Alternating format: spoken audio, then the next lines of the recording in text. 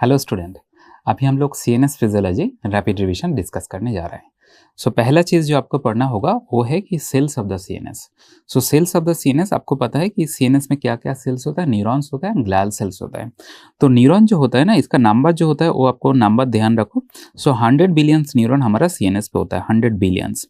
And glial cell का number देखो ना, तो वो सीएनएस में जो ग्लियल सेल होता है ना, न्यूरॉन से भी बहुत ज़्यादा होता है। कितनी ज़्यादा होता है? 2 to 10 times more than that of the 2 to 10 times more than that of the neuron. Neuron का जो नंबर है उससे 10 गुना ज़्यादा होता है ग्लियल सेल का नंबर। तो सीएनएस में जो ग्लियल सेल होता है ना, 3 प्रकार का मेनली होता है। एक यहाँ पे लिखा है एस्ट्रोसाइट होता है, दूसरा माइक्रोग्लियल सेल होता है, तीसरी जो होता है वो है ओलिगोडेंड्रोसाइट। अब ये जो एस्ट्रोसाइट होता है ना, एस्ट्रोसाइट क्या होता है, इसका फंक्शंस क्या है, ये आपको थोड़ा सा ध्यान रखना होगा। नंबर 1 फंक्शन ध्यान रखो कि it's gives nutrition supply to neuron. Nutrition supply to neuron देता है। सेकेंड जो होता है ना, it secretes various growth factors for neuron. Neuron का ग्रोथ फैक्टर भी ये एस्ट्रोसाइट से सीक्रेट होता है। नंबर 3 जो है वो ध्यान रखो कि control of extra cellular glutamate and potassium level in the extra cellular fluid of the brain. मान लो बहुत ज़्यादा हो गया तो ये एस्ट्रोसाइट क्या करेगा ना कि एक्स्ट्रा जो ग्लूटामेट एंड एक्स्ट्रा जो पोटासियम होगा उसको एक्स्ट्रा सेलुलर फ्लूइड से लेके सेल्स के अंदर डाल देगा, एस्ट्रोसाइट सेल के अंदर डाल देगा। हम लोग बोलते हैं कि astrocyte is responsible for controlling the glutamate and potassium level in the brain. कैसे कर रहा है कि एक्स्ट्रा जब भी हो जाएगा glutamate and potassium extra cellular fluid में तो बहुत गड़बड़ हो सकता है। तो एस्ट्रोसाइट क्या करेगा, उसको मॉप अप कर लेगा, उसको वहाँ से एक्स्ट्रा जो है उसको लेके सेल के अंदर डाल देगा। एंड जो फोर्थ फंक्शन आपका एस्ट्रोसाइट का ध्यान रखना होगा वो है regulation of permeability of the blood brain barrier. एक चीज ध्यान रखो, जो ब्लड ब्रेन बैरियर होता है ना, if the question is blood brain barrier is form by which cell, आपका जो आंसर होगा वो है endothelium cell of brain. Endothelium cell of brain क्यों? क्योंकि एंडोथेलियम सेल ब्रेन में जो होता है ना वो कंटिन्यूअस टाइप का कैपिलरी होता है। तो कंटिन्यूअस टाइप ऑफ कैपिलरी में क्या होता है, एंडोथेलियम सेल एंड उसके बीच में टाइट जंक्शंस होता है। This endothelium cell basically blood brain barrier formation करते हैं। जब आपका क्वेश्चन होगा कि ब्लड ब्रेन बैरियर फॉर्मेशन कौन करते हैं, आपका आंसर हो जाएगा एंडोथेलियम सेल। इसमें एस्ट्रोसाइट का रोल उतनी है नहीं, बट एस्ट्रोसाइट का क्या रोल है, ब्लड ब्रेन बैरियर के थ्रू कौन सा चीज पास होगा कौन सा चीज पास नहीं होगा, means regulation of the blood brain barrier is done by the astrocyte. ये चीज ध्यान रखो, नया कॉन्सेप्ट है। सेकेंड है माइक्रोग्लियल सेल। हम लोग जानते हैं कि माइक्रोग्लियल सेल जो सीएनएस में होता है वो होता है कि फैगोसाइटिक सेल होता है। फैगोसाइटिस के लिए रिस्पॉन्सिबल होता है, ठीक है। एंड ओलिगोडेंड्रोसाइट जो होता है, हम लोग सब लोग जानते हैं कि ओलिगोडेंड्रोसाइट सीएनएस में जो होता है that is responsible for formation of myelin sheath, right. Myelination के लिए जो रिस्पॉन्सिबल सेल्स होता है वो है ओलिगोडेंड्रोसाइट। यहाँ पे और एक सेल लिखा है वो है स्वान सेल। स्वान सेल जो होता है वो पेरिफेरल नर्वस सिस्टम में होता है, सेंट्रल नर्वस सिस्टम में नहीं होता है। बट सेंट्रल नर्वस सिस्टम में ओलिगोडेंड्रोसाइट जो काम करता है, Schwann cell peripheral nervous system में सेम काम करता है, that is myelination. Myelination of the peripheral nervous system is done by Schwann cell.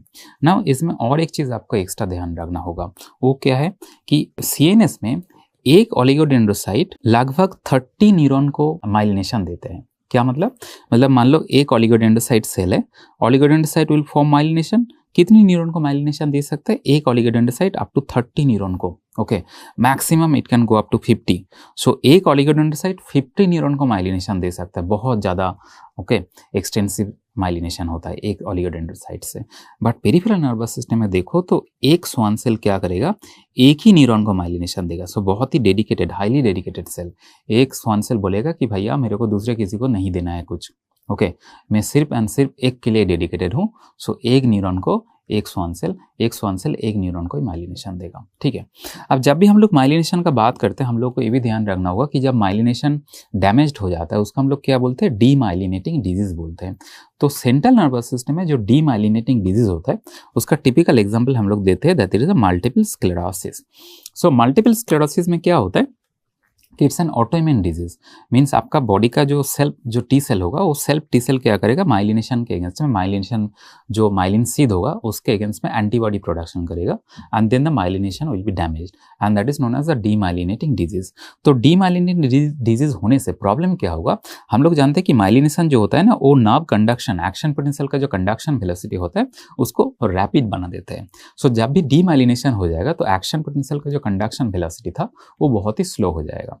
Now question कभी कभी ये भी दे सकता है कि जो एंटीबॉडी हम बता रहा है ना कि माइलिनेशन में जो कंपोनेंट होता है उसके अगेंस्ट में एंटीबॉडी बन जाता है। सो क्वेश्चन ये भी दिया जा सकता है कि कौन सा एंटीबॉडी मल्टीपल स्क्लेरोसिस में मेनली जेनरेट होता है। सो यहाँ पे देखो, antibody against the myelin basic protein. Okay, so एक माइलिनेशन का कंपोनेंट होता है माइलिक बेसिक प्रोटीन। सो वो जो माइलिन बेसिक प्रोटीन होता है उसके अगेंस्ट में एंटीबॉडी बन जाता है। Not only that, several other component of the myelin seed like myelin oligodendrocyte protein MOG, ये एंटीबॉडी भी बन जाता है। सो माइलिन ओलिगोडेंड्रोसाइट प्रोटीन उसके अगेंस्ट भी एंटीबॉडी बन सकता है। सो ये दो नाम ध्यान रखो, एमबीपी एंड एमओजी। ओके, सो ये हो गया हमारा डीमाइलिनेटिंग डिजीज। नाउ हम लोग जो नेक्स्ट डिस्कस करने जा रहे हैं वो साइनेप्टिक ट्रांसमिशन। तो साइनेप्टिक ट्रांसमिशन का मतलब आपको समझ में आता है, वो साइनेप्स क्या होता है कि दो न्यूरॉन के बीच में जो जंक्शन होता है साइनेप्स। तो जब भी कोई न्यूरॉन में एक्शन पोटेंशियल आता है वो एक्शन पोटेंशियल कैसे दूसरे न्यूरॉन में जाएगा, ये जो प्रोसेस होता है इसको हम लोग बोलते हैं synaptic transmission. Now synaptic transmission का हम लोग दो पार्ट में डिवाइड करके पढ़ लेंगे। एक होगा प्री सिनेप्टिक इवेंट, सो ये हम लिख रहे हैं यहाँ पे प्री साइनेप्टिक इवेंट, मीन्स दो न्यूरॉन के बीच में से जो प्री सिनेप्टिक न्यूरॉन है उस न्यूरॉन में पहले क्या हो रहा है ये पहले देख लेता हूँ। सो ये जो डायग्राम आपके सामने है ये प्री सिनेप्टिक न्यूरॉन का टर्मिनल है, एक्सन टर्मिनल। तो प्री सिनेप्टिक न्यूरॉन का जो टर्मिनल होगा उसमें क्या होता है, वेसिकल्स होता है, यानी वेसिकल्स के अंदर क्या होगा, इसमें न्यूरोट्रांसमीटर होगा। सो न्यूरोट्रांसमीटर कंटेनिंग वेसिकल्स ये प्री सिनेप्टिक न्यूरॉन टर्मिनल में होगा, राइट।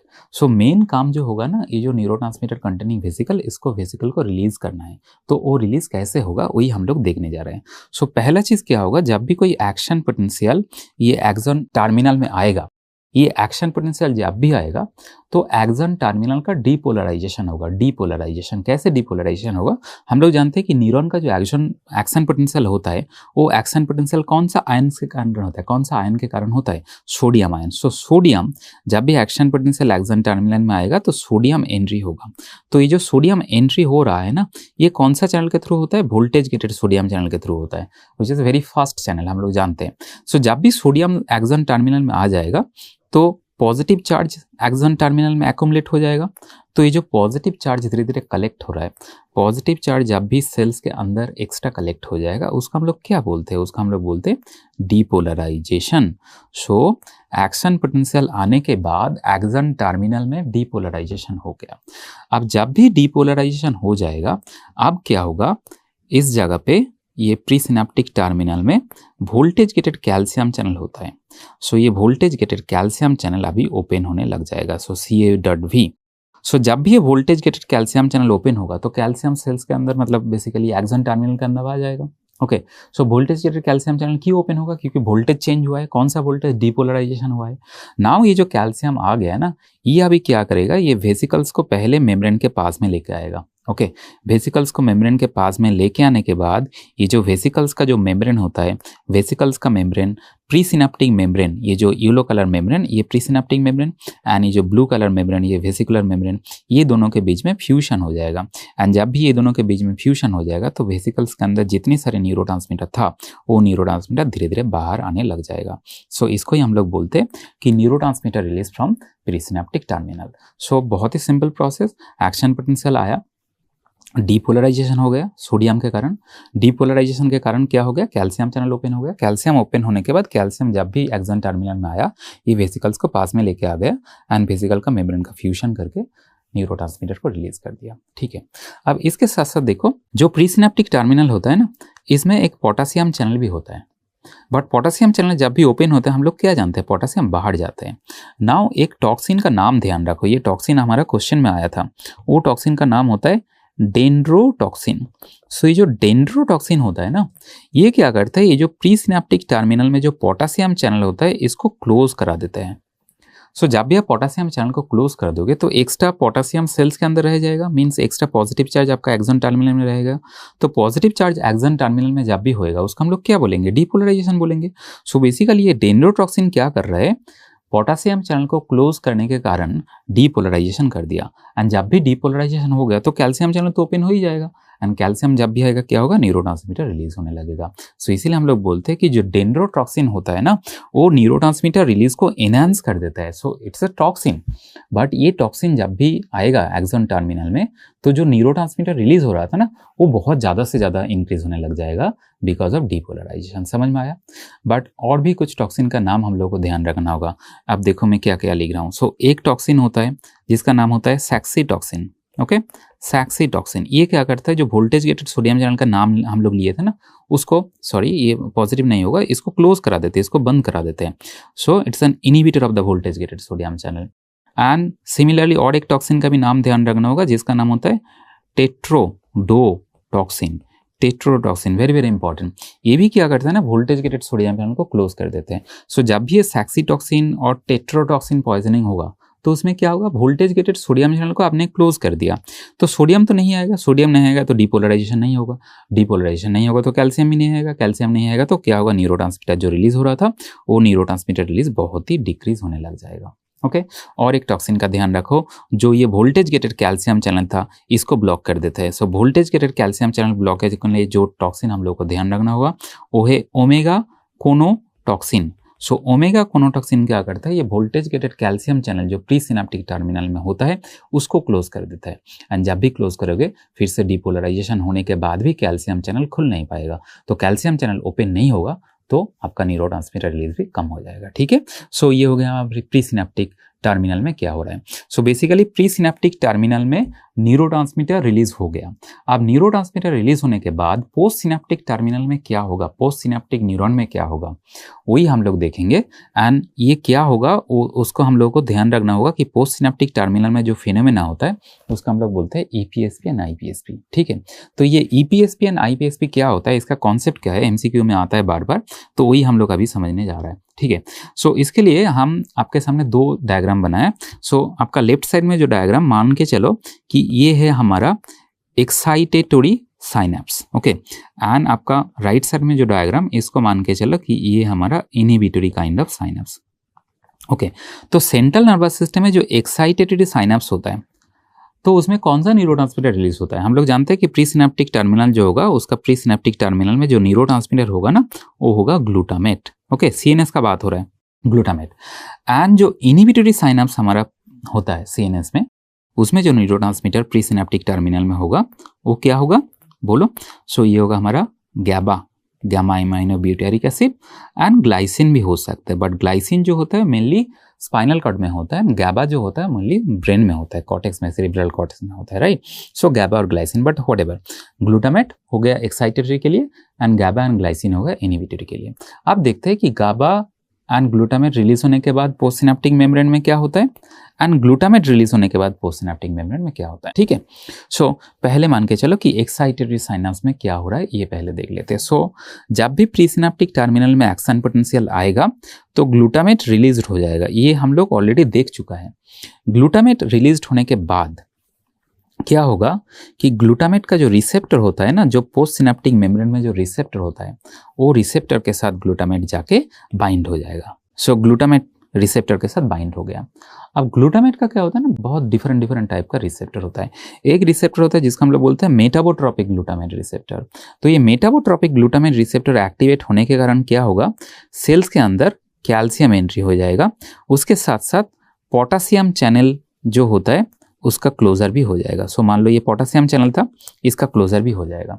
सो मैंने क्या बोला, मेटाबोट्रोपिक ग्लूटामेट रिसेप्टर कैल्शियम चैनल को खोल देगा, उसके साथ पोटेशियम चैनल को क्लोज कर देगा।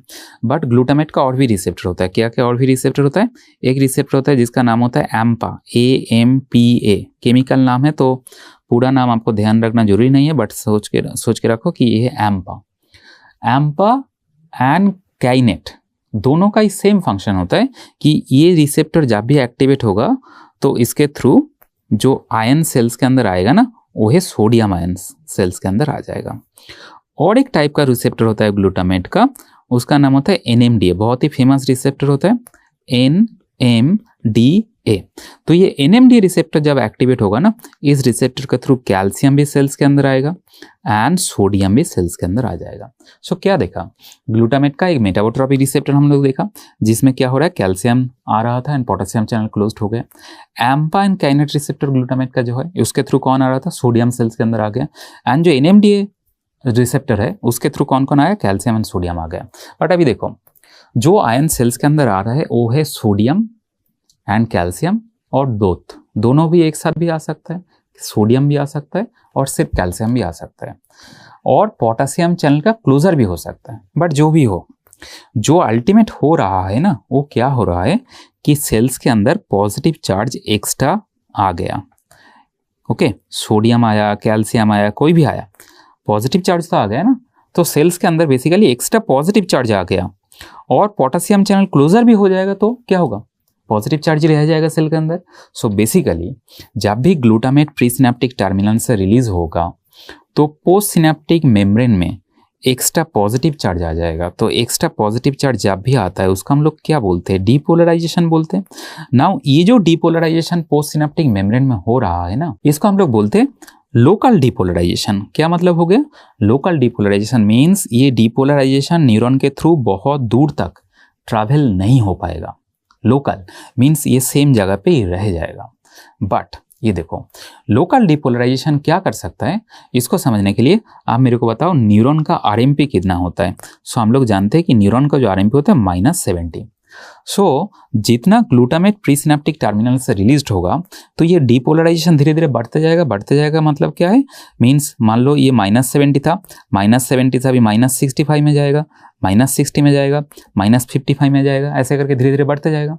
बट जब भी ये -55 तक पहुंच जाएगा ना, तो हम लोग जानते हैं कि -55 जो होता है, ये होता है थ्रेशोल्ड वोल्टेज होता है, न्यूरॉन का थ्रेशोल्ड वोल्टेज।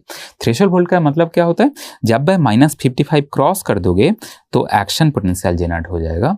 एंड जब भी एक्शन पोटेंशियल जनरेट हो जाएगा तो एक्शन पोटेंशियल न्यूरॉन के थ्रू बहुत दूर तक ट्रैवल हो सकता है, एकदम एंड तक ट्रैवल हो सकता है। सो बेसिकली हम लोग ये देखा कि जो local depolarization neuron post synaptic membrane में जो लोकल डीपोलराइजेशन जनरेट हुआ है, वो लोकल डीपोलराइजेशन खुद बहुत दूर तक ट्रैवल नहीं कर सकता है, खुद का ट्रैवलिंग पावर है नहीं।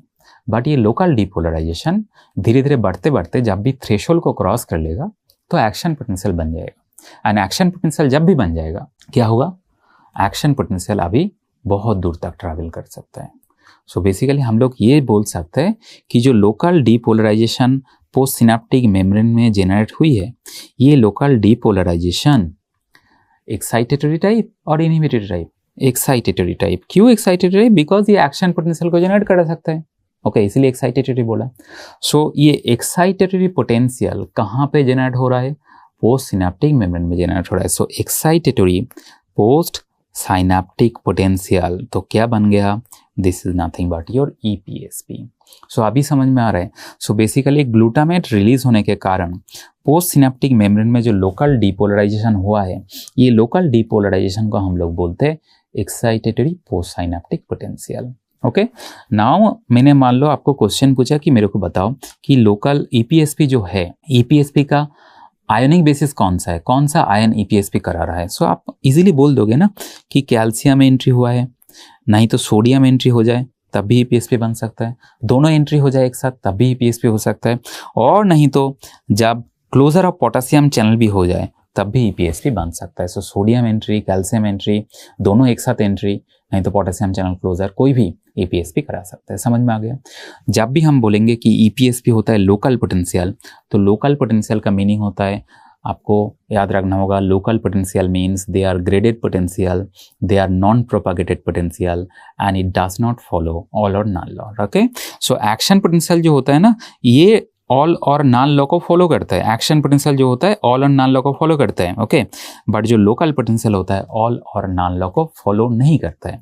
एंड लोकल पोटेंशियल होता है graded potential, non propagated potential. ठीक है, नाउ जब भी आप EPSP आपको समझ में आ जाएगा, IPSP समझने में आपको ज़्यादा टाइम नहीं लगेगा। क्यों, अब देखो बहुत ही आसान है। सो IPSP मीन्स जब भी ये प्री सिनेप्टिक न्यूरॉन एक्टिवेट होगा यहाँ से गाबा नहीं तो ग्लाइसिन रिलीज होगा।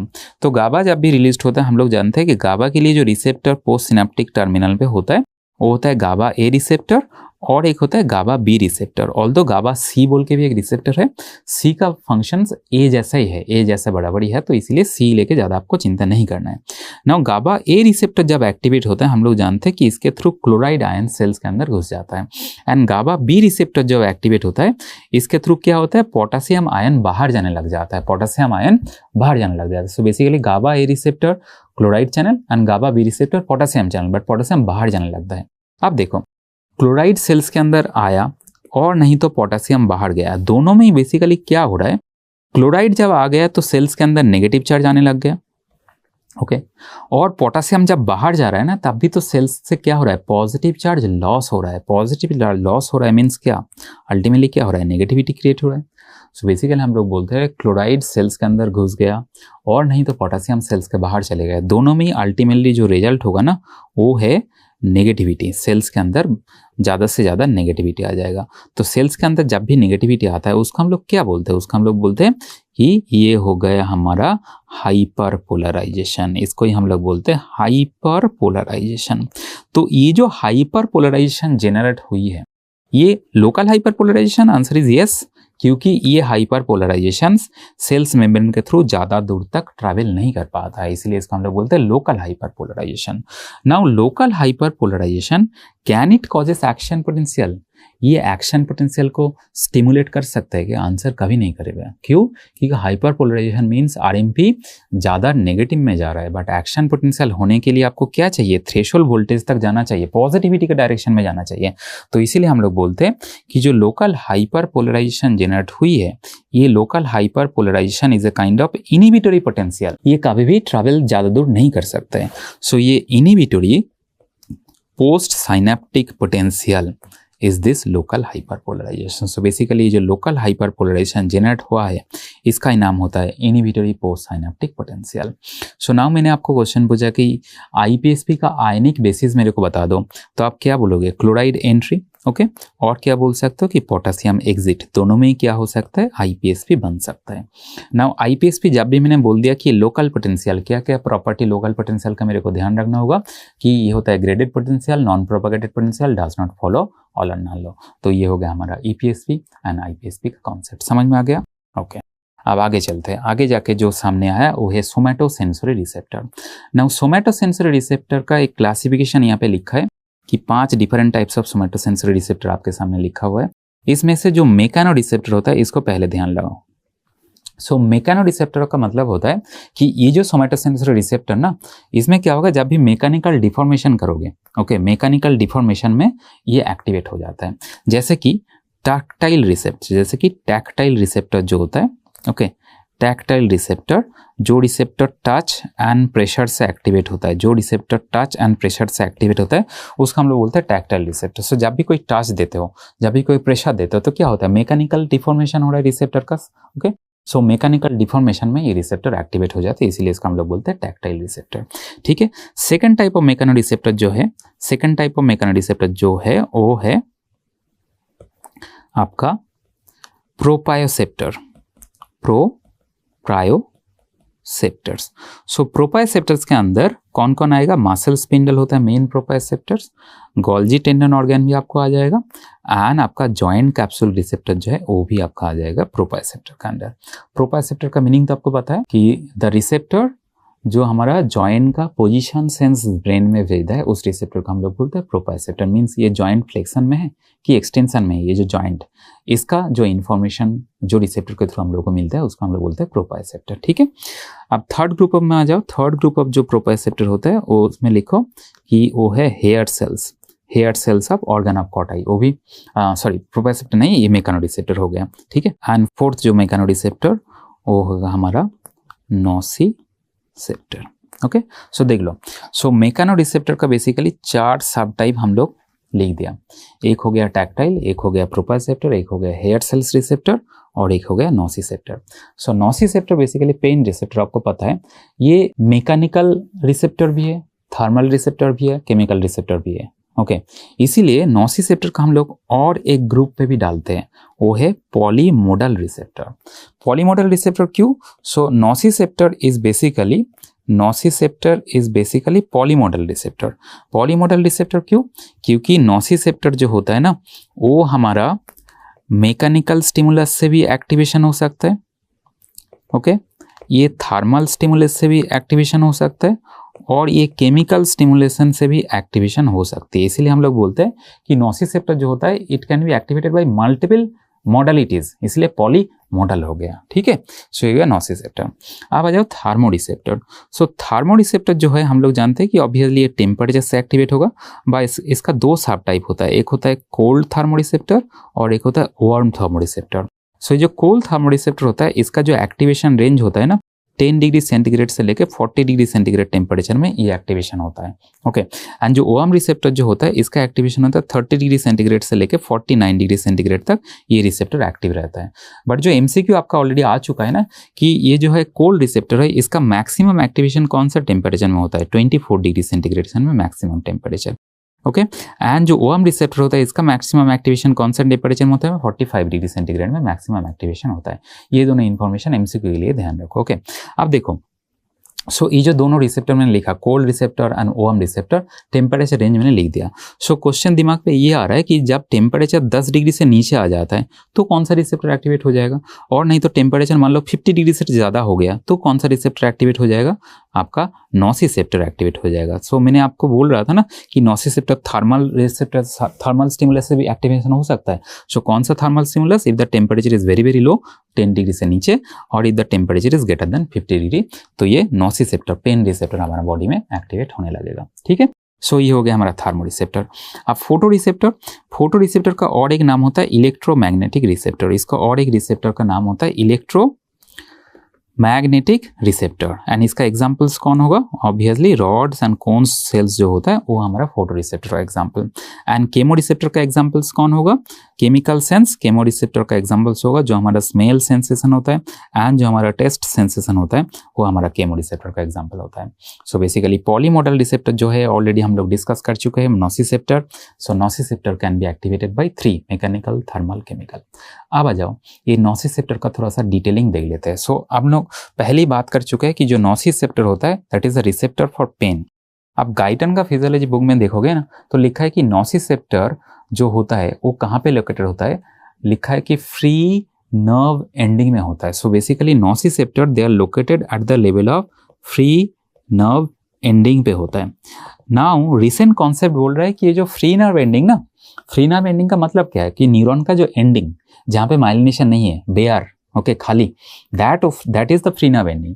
तो ये जो फ्री नर्व एंडिंग होता है ना ये पेन को कैसे डिटेक्ट करता है, तो रिसेंट कॉन्सेप्ट बोल रहा है कि ये जो फ्री नर्व एंडिंग होता है इसके ऊपर ना बहुत सारे टाइप का आयन चैनल्स लोकेटेड होता है, एंड वो आयन चैनल्स के कारण पेन सेंसेशन होता है, पेन सेंसेशन होता है। सो आयन चैनल्स क्या क्या है वो नाम हम लोगों को थोड़ा सा ध्यान रखना होगा, बिकॉज नाउअडेज वो लोग क्वेश्चन पूछ रहे हैं आपको, ओके। सो देखो हम लोग पहले ही बात कर चुका है कि पेन रिसेप्टर को एक्टिवेट करने के लिए क्या क्या स्टिमुलस हो सकता है, मैकेनिकल स्टिमुलस हो सकता है, थर्मल स्टिमुलस हो सकता है एंड केमिकल स्टिमुलस हो सकता है। अभी देख लेते हैं कि मान लो कोई मैकेनिकल स्टिमुलस पेन को एक्टिवेट किया है तो उसके लिए कौन सा रिसेप्टर रिस्पॉन्सिबल है। उसके लिए जो रिसेप्टर रिस्पॉन्सिबल है वो है TRPA1 एंड MRGPRD। सो ये नाम बहुत ही खतरनाक है बट आपको ध्यान नहीं रखना है, बट तब भी मैं लिख देता हूँ। TRP जो है इसका फुल नाम होता है ट्रांजिएंट, इसका फुल नाम होता है transient receptor potential, transient receptor potential channel, okay.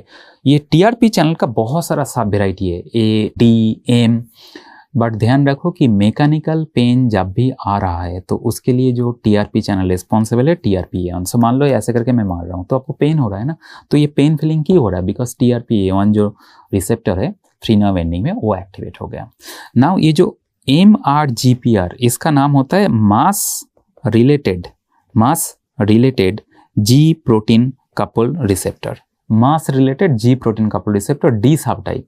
ये जो होता है ना ये पर्टिकुलरली शार्प पेन जब प्रोड्यूस होता है ना तब ये रिसेप्टर एक्टिवेट होता है। मान लो कोई आपने स्कैल्पेल से आपका स्किन में कोई इंसिजन दे दिया तो पेन हो रहा है, so that pain is a very sharp object mediated pain. तो जब भी शार्प ऑब्जेक्ट मीडिएटेड पेन होता है वो हमारा Mas related G protein D receptor को एक्टिवेट करता है, ठीक है। सो ये आपको ध्यान रखना होगा। नाउ आ जाओ आपका cold pain and hot pain. So cold pain के लिए कुछ रिसेप्टर रिस्पॉन्सिबल है, वो है TRPA1। सो सेम TRPA1 जो हम लोग पहले देख चुके हैं, ये जो TRPA1 सेम TRPA1। नाउ ये जो TRPA1 ये टेम्परेचर में भी एक्टिवेट हो सकता है, बट उसके लिए टेम्परेचर जो चाहिए वो है 17 डिग्री से नीचे टेम्परेचर चाहिए, ठीक है। सो टेम्परेचर जब भी 17 डिग्री से नीचे आ जाएगा तो धीरे धीरे मान लो टेम्परेचर कम हो रहा है, तो कम होते होते 10 से नीचे आ गया तो पेन होने लगेगा। तो कौन सा रिसेप्टर एक्टिवेट होने लगेगा? TRPA1 चैनल एक्टिवेट होने लगेगा, ठीक है। एंड ये जो TRPM इसको हम लोग बोलते हैं ये moderate cold receptor, moderate cold perception के लिए ए रिसेप्टर रिस्पॉन्सिबल होता है।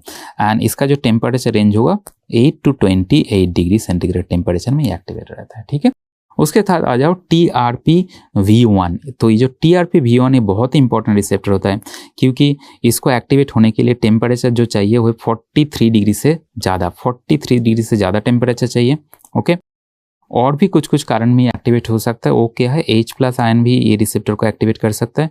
प्लस जो कैप्साइसिन क्या होता है? जो चिली का इंग्रेडिएंट्स होता है, चिली ओके, चिली पाउडर में उसमें कैप्साइसिन रहता है। So all this thing can also activate TRPV1, right. And जो TRPV2 के लिए ध्यान रखो, इसके लिए टेम्परेचर चाहिए 53 डिग्री सेंटीग्रेड से ज़्यादा चाहिए। एंड TRPV3 एंड V4 का जो टेम्परेचर चाहिए वो है 30 डिग्री सेंटीग्रेड के आसपास टेम्परेचर आपको चाहिए इसको एक्टिवेट करने के लिए। सो हम लोग बोलते हैं कि नॉर्मल स्किन टेम्परेचर में जो रिसेप्टर हमारा परसेप्शन दे रहा है टेम्परेचर का वो है TRPV3 एंड V4, बिकॉज इसका activation range is in around 30 degree centigrade के आसपास। समझ में आया? ओके। अब आ जाओ केमिकल। सो हम लोग जानते हैं कि बहुत सारा केमिकल होता है जो पेन प्रोडक्शन करते हैं। ब्रेडिकाइन इज द मोस्ट पोटेंट, इसको ध्यान रखना ही होगा। एंड इसके जो रिसेप्टर जो होता है B1 and B2 receptor. Serotonin 5-HT3 receptor के काम करता है। एसिड, इसके लिए जो रिसेप्टर होता है उसका नाम होता है acid sensing ion channel, acid sensing ion channel, acid को सेंस कर रहा है, right. And NGF nerve growth factor, neuron का ग्रोथ फैक्टर के लिए नर्व ग्रोथ फैक्टर, इसके लिए जो रिसेप्टर होता है TRK टायरोसिन काइनेज ए सब टाइप रिसेप्टर में ये काम करता है। सो बेसिकली हम लोग जो देख रहे हैं ना कि बहुत सारा केमिकल्स होता है जो पेन प्रोडक्शन के लिए रिस्पॉन्सिबल होता है। सो देखो यहाँ पे लिखा है 2 टाइप का सब्सटेंसेस। एक होता है पेन प्रोड्यूसिंग सब्सटेंसेस जिसका हम लोग बोलते हैं नोसिसेप्टर एक्टिवेटर। क्या मीनिंग होता है? If this substances are present, मान लो ये ब्रेडिकाइनिन, सेरोटोनिन, पोटेशियम, हिस्टामिन, ये जो सब्सटेंसेस ये जब भी टिश्यू में होगा तो ये पेन रिसेप्टर को एक्टिवेट कर देगा, ओके। इसका खुद का पावर होता है कि पेन रिसेप्टर को एक्टिवेट करके पेन प्रोडक्शन कर देना। बट आप दूसरे साइड में देखो, इसमें लिखा है नोसिसेप्टर सेंसिटाइजर। मीन्स ये जो सब्सटेंस है ना, प्रोस्टाग्लैंडिन, ल्यूकोट्रिएन, सब्सटेंस P, ये खुद पेन प्रोडक्शन नहीं कर पाएगा। मान लो टिश्यू में है बट ये पेन रिसेप्टर को एक्टिवेट नहीं कर पाएगा। बट मान लो पेन ऑलरेडी चल रहा है, तब ये सब्सटेंस क्या होगा? जब भी ये टिश्यू में प्रेजेंट होगा ना, जो पेन ऑलरेडी चल रहा है ना उसको इंक्रीज कर देगा। इसका मीनिंग होता है कि it is increasing the sensitivity of the pain receptor. तो इसीलिए इसका हम लोग बोलते हैं नोसिसेप्टर सेंसिटाइजर। सो इसमें से जो ब्रेडिकाइनिन होता है ये most potent pain producing substances, इसलिए 3 पॉजिटिव देके रखा हूं मैंने, ठीक है। उसके बाद सेरोटोनिन आ गया, पोटेशियम आयंस भी पेन प्रोडक्शन कर सकता है एंड हिस्टामिन भी पेन प्रोडक्शन कर सकता है। सो ये सब नाम आपको ध्यान रखना होगा। एंड सेंसिटाइजर में प्रोस्टाग्लैंडिन, ल्यूकोट्रिएंस एंड सब्सटेंस P का नाम ध्यान रखो, ठीक है। अब आ जाओ और कुछ इंफॉर्मेशन पेन लेके, बिकॉज पेन बहुत ही इंपॉर्टेंट टॉपिक आपका MCQ में। सो एक होता है हाइपर एल्जेसिया और एक होता है एलोडाइनिया, राइट। सो हाइपर एल्जेसिया का डेफिनेशन पढ़ो। डेफिनेशन में लिखा है एक्सैगरेटेड रिस्पॉन्स टू ए नॉक्सा स्टिमुलस। सो मान लो आपने कोई स्टिमुलेशन दे रहे हो जो नॉक्सा स्टिमुलस मीन्स ये स्टिमुलस पेन प्रोडक्शन कर सकता है। सो मान लो ये जो मैं स्टिमुलेशन दे रहा हूँ ये तो नॉक्सा स्टिमुलस बिकॉज ये पेन प्रोडक्शन कर रहा है। सो नॉक्सा स्टिमुलस जब भी होगा वो पेन प्रोडक्शन करेगा। बट मान लो ये पेन का परसेप्शन कोई सब्जेक्ट के लिए, कोई एक पर्सन के लिए बहुत ज़्यादा लग रहा है, ओके। मैं ये मान रहा हूँ बहुत ज़्यादा तो नहीं है, बट मान लो मैं दूसरे एक सब्जेक्ट को ऐसे स्टिमुलेशन दिया, वो बोल रहा है बहुत ज़्यादा पेन फीलिंग हो रहा है, तो उसका हम लोग बोलेंगे एक्सैगरेटेड रिस्पॉन्स। सो ये जो exaggerated response in response to noxious stimulus, इसका हम लोग बोलते हैं हाइपर एल्जेसिया।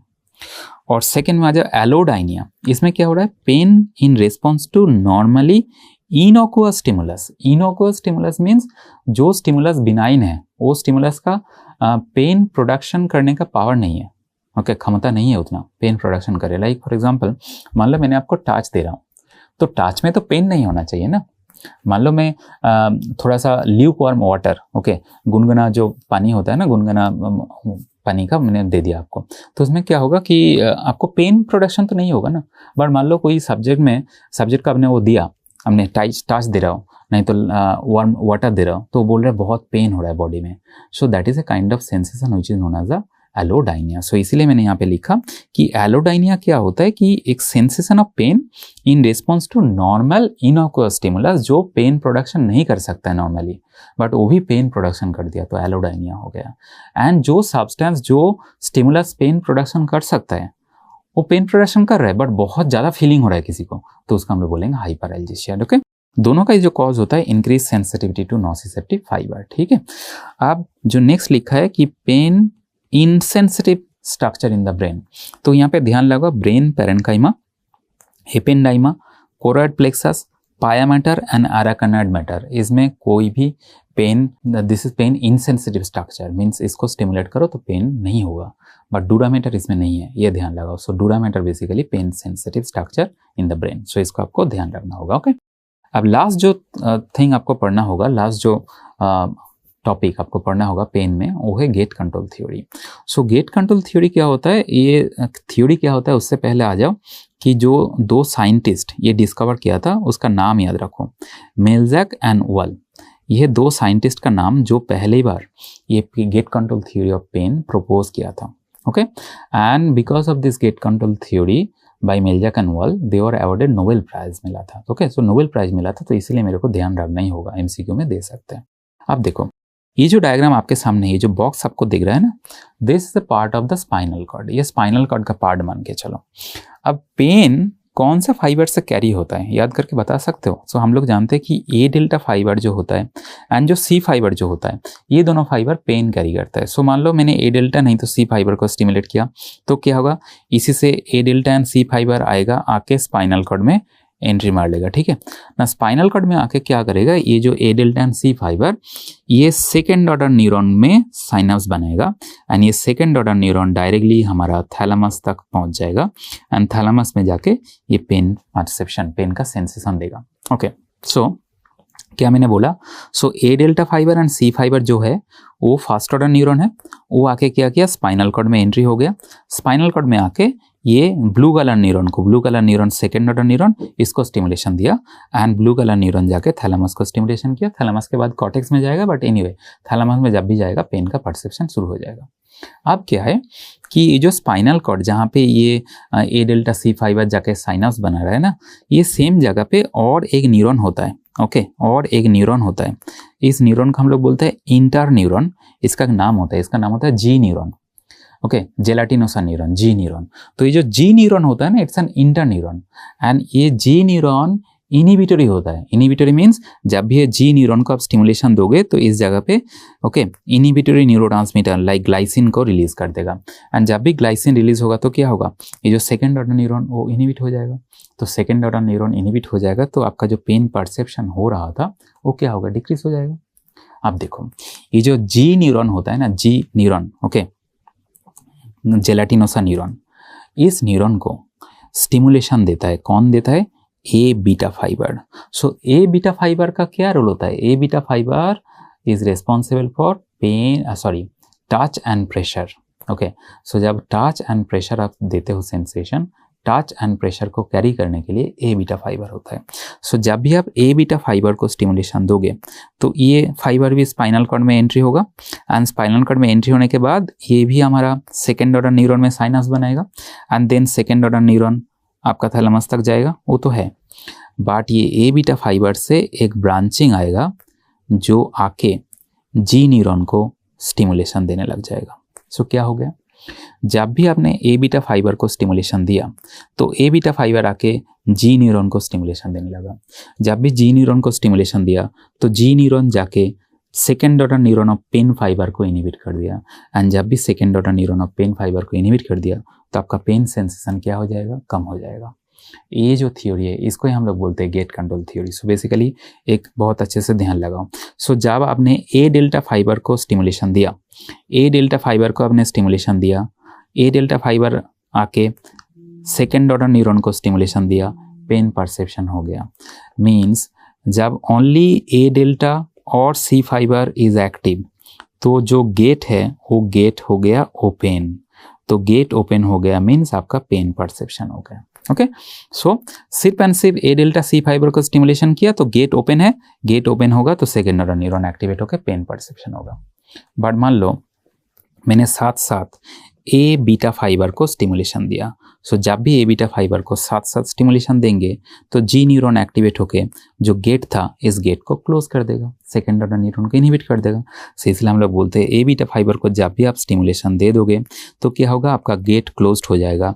गेट क्लोज मीन्स आपका जो पेन परसेप्शन चल रहा था वो खत्म हो जाएगा, कम हो जाएगा। सो इसीलिए कोई भी कारण में जब भी आप ए बीटा फाइबर को एक्टिवेट करोगे तो आपका पेन परसेप्शन कम हो जाता है। ये जो थ्योरी होता है इस थ्योरी का नाम होता है गेट कंट्रोल थ्योरी। अब ए बीटा फाइबर को स्टिमुलेशन करने के लिए क्या उपाय है हमारे पास, हम लोग जब मैसाजिंग देते हैं ना, ओके मैसाजिंग, सो जब भी मान लो आपका पेन हो रहा है किसी जगह में तो उस जगह पे हम लोग क्या करते हैं, थोड़ा सा मैसाज कर देते हैं। सो जब भी मैसाज करते हो टच दे रहा हो, ए बीटा फाइबर एक्टिवेट होकर पेन को कम करा देगा। क्यों, गेट कंट्रोल थ्योरी। मान लो आपने application of balm, BALM, okay, so कोई भी बाम लगाने के बाद हम लोग थोड़ा सा मैसाज कर देते हैं, सो वो भी पेन कम कर देता है क्योंकि गेट कंट्रोल थ्योरी एक्टिवेट हो जाता है। जो आकुपंक्चर होता है, आकुपंक्चर होता है, सो आकुपंक्चर में भी क्या होता है, शार्प पॉइंट, ओके, टच होता है, टच सेंसेशन, वो भी आपको पेन कम कर देता है because gate control theory activate हो जाता है, ओके, गेट क्लोज्ड हो जाता है बेसिकली, राइट। एंड जो TENS होता है, TENS, transcutaneous electrical nerve stimulation, TENS, transcutaneous electrical nerve stimulation, so वो भी आपका गेट कंट्रोल थ्योरी को एक्टिवेट कर देते हैं, मीन्स गेट को क्लोज करा देते हैं। सो ये क्वेश्चन बहुत बार आ चुका है कि massaging, application of balm, acupuncture, TENS, how it decreases pain. आपका आंसर होगा कि via activation of the gate control theory, gate को क्लोज कर देता है, ठीक है। सो ये हो गया हमारा gate control theory and pain, nociception done. Now coming to the tactile receptor. Tactile receptor means आपको मैंने पहले ही बताया था कि this is the receptor for touch and pressure. तो टैक्टाइल रिसेप्टर का दो सब टाइप होता है, एक होता है रैपिडली अडेप्टिंग टैक्टाइल रिसेप्टर और एक होता है स्लो अडेप्टिंग टैक्टाइल रिसेप्टर। सो रैपिडली अडेप्टिंग टैक्टाइल रिसेप्टर जो होता है ना वो बहुत जल्दी अडेप्ट हो जाता है, मीन्स जब भी आप रिसेप्टर को एक्टिवेट करो थोड़ी देर में ये अडेप्ट हो जाएगा। अडेप्ट हो जाएगा मीन्स और आपको परसेप्शन नहीं होगा। And slow adapting receptor means ये रिसेप्टर को जब भी आप एक्टिवेट करोगे तो बहुत देर तक ये एक्टिवेशन, बहुत देर तक ये आपको सेंसेशन देते जाएगा, एडेप्टेशन नहीं होगा। एडेप्टेशन मीन्स मॉडिफिकेशन होके चेंज हो जाना, राइट। नाउ जो रैपिडली अडेप्टिंग रिसेप्टर होता है उसको हम लोग बोलते हैं फेजिक रिसेप्टर बोलते हैं, इसको हम लोग फेजिक रिसेप्टर भी बोलते हैं। एंड जो स्लो अडेप्टिंग रिसेप्टर होता है इसको हम लोग टोनिक रिसेप्टर भी बोलते हैं, ठीक है। So tonic and phasic, rapidly adapting and slow adapting. आप देखो ये दोनों कैटेगरी में कुछ कुछ रिसेप्टर का नाम लिख के रखा है पहले से ही। सो रैपिडली अडेप्टिंग रिसेप्टर जो है उसके अंदर हमारा आ गया Pacinian corpuscles, okay, Meissner's corpuscles and hair end organ. अभी देखो सबके बारे में थोड़ा थोड़ा पॉइंट आपको ध्यान रखना होगा। पैसिनियन कॉर्पस्कल्स क्वेश्चन क्या आ चुका है, ये बहुत इंपॉर्टेंट है। सो पैसिनियन कॉर्पस्कल जो होता है ये होता है most sensitive touch receptor, okay, most sensitive tactile receptor. Second जो होता है Pacinian corpuscle is activated the best stimulus. इसके लिए बेस्ट स्टिमुलस क्या होता है, रिमेंबर करो, vibration, okay, high frequency vibration. High frequency vibration होता है इसका बेस्ट स्टिमुलस। फ्रीक्वेंसी कितनी होनी चाहिए, 200 से ज़्यादा, 200 और 200 से ज़्यादा वो फ्रीक्वेंसी होने से आपका पैसिनियन कॉर्पस्कल एक्टिवेट हो जाएगा। पैसिनियन कॉर्पस्कल के लिए और एक स्टिमुलस भी होता है, best stimulus, that is the deep pressure, okay. So because Pacinian corpuscle क्या होता है, बहुत ही डीप टिश्यू में होता है, डीप डर्मिस में होता है, डर्मिस का जो डीप लेयर पे लोकेटेड होता है, इसलिए जब भी आप डीप प्रेशर देते हो तो पैसिनियन कॉर्पस्कल उसको डिटेक्ट कर लेता है। So deep pressure is best detected by Pacinian, vibration is best detected by Pacinian, ये आपका आंसर होना चाहिए, ओके। सेकेंड आ जाओ मीसनर्स कॉर्पस्कल। सो मीसनर्स में आप ध्यान रखो कि this is the most numerous touch receptor, सबसे ज़्यादा नंबर होता है इसका, ओके। एंड सेकेंड जो होगा इसके लिए जो बेस्ट स्टिमुलस होता है ना वो होता है moving touch, moving touch. Okay, so जब भी कोई टच आपका सरफेस में मूव कर रहा है, ओके, ये जो टच हो रहा है ना, ये मूविंग हो रहा है, मूव कर रहा है, तो ये this kind of touch is best detected by Meissner's. So उससे पहले एक चीज सोच लो, मीजनर्स जो होता है ना, वो एक्सक्लूसिवली नॉन हेयरी स्किन पे होता है। मीन्स ये जो आपका है पाम एंड सोल, ये सब जगह पे हेयर फॉलिकल नहीं है। सो इसको जो होता है ना, इसको हम लोग बोलते हैं ग्लेबरस स्किन, GLABORUS, ग्लेबरस स्किन। सो मीजनर्स एक्सक्लूसिवली ग्लेबरस स्किन में होता है, हेयर स्किन में होता नहीं है बिल्कुल ही। सो जब भी कोई मूवमेंट आपका नॉन हेयर स्किन पे हो रहा है, that kind of moving touch is detected by Meissner's. But Meissner's vibration को भी डिटेक्ट कर सकता है। Okay, so Meissner's can also detect vibration, but इसके लिए बहुत ही स्लो फ्रीक्वेंसी वाइब्रेशन चाहिए, 50 हर्ट्ज के आसपास वाइब्रेशन फ्रीक्वेंसी चाहिए। ठीक है, सो ये हो गया मीजनर्स के लिए। नाउ मैंने आपको बोल रहा था कि मीजनर्स जो होता है ना, नॉन हेयर स्किन पे होता है। बट मान लो कोई भी चीज़ आपको हेयर स्किन में मूव हो रहा है, तो कौन डिटेक्ट करेगा? जब भी कोई चीज़ हेयर स्किन में मूव होगा तो हेयर फॉलिकल का मूवमेंट होगा। हेयर फॉलिकल जब भी मूवमेंट होता है, हेयर एंड ऑर्गन एक्टिवेट हो जाता है। तो इसीलिए any kind of moving touch on hair skin is best detected by hair end organ receptor. Guyton में ये लिखा है कि जब भी कोई चीज़ आपका बॉडी में, आपका स्किन में फर्स्ट टाइम टच होता है, तो वो हेयर फॉलिकल का मूवमेंट करा देता है। मान लो ये जाके टच हो रहा है, तो you can feel this touch, first touch. तो इसलिए बोलता है जब भी कोई चीज़ आपका बॉडी में फर्स्ट टाइम टच कर रहा है, तो हेयर फॉलिकल बेंड होता है। एंड हेयर फॉलिकल बेंड होने के कारण जो रिसेप्टर आपका सेंसेशन देता है वो होता है हेयर एंड रिसेप्टर। ठीक है, फर्स्ट टच। नॉन हेयरी में नहीं होगा, बिकॉज नॉन हेयरी में हेयर फॉलिकल नहीं है, तो हेयर एंड ऑर्गन नहीं होगा। इसमें आपका मीजनर्स काम में आ जाएगा। समझ में आया? ओके, अब आ जाओ मार्केल्स डिस्क। सो मार्केल्स डिस्क जो होता है, इसका क्या क्या ध्यान रखना होगा? This is the only touch receptor which is located at the level of epidermis layer of the skin. Means बाकी जितना सारा टच रिसेप्टर का हम लोग बात किया ना, वो सब डर्मिस पे होता है, एंड ये होता है एपिडर्मिस लेयर पे होता है। एंड इसके लिए जो बेस स्टिमुलस होगा ना, बेस स्टिमुलस होगा वो होता है point, okay, edges, okay, corner. क्या मतलब?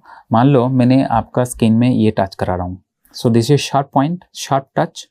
सो ये जो पॉइंट है, ये पॉइंट टच डिटेक्ट करने के लिए आपका मार्केल्स बहुत रिस्पॉन्सिबल होता है। मार्केल्स का मेन फंक्शंस होता है। और ये जो टेबल का जो कॉर्नर, ये टेबल का कॉर्नर को मान लो मैंने परसेप्ट कर रहा हूँ, ओके, कॉर्नर, आँख बंद भी होगा, आई कैन अंडरस्टैंड कि this is the margin of the table, this is the corner of the table. तो ये कौन सेंसेशन दे रहा है? मार्केल्स। ओके, तो इसलिए हम लोग बोलते हैं मार्केल्स के लिए जो बेस्ट स्टिमुलस है वो है पॉइंट, एजेस, कॉर्नर। ओके, अब जाओ राफिनीज। राफिनीज एंडिंग, ये क्या होता है? जो मेन स्टिमुलस इसके लिए जो होता है ना, वो होता है stretch on skin by large object.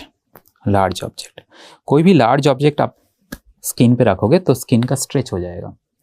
तो ये जो skin stretch, this is best detected by Ruffini's. Not only that, और एक चीज ध्यान रखना होगा, Ruffini's shape and size of the object को भी डिटेक्ट कर लेता है। सो हम लोग जो बोलते हैं ना shape and size object, stereognosis जो सेंसेशन होता है, that is also the property of Ruffini's. ठीक है, एंड फ्री नर्व एंडिंग जो है, इसका फंक्शंस एक ही है, itching and tickling sensation.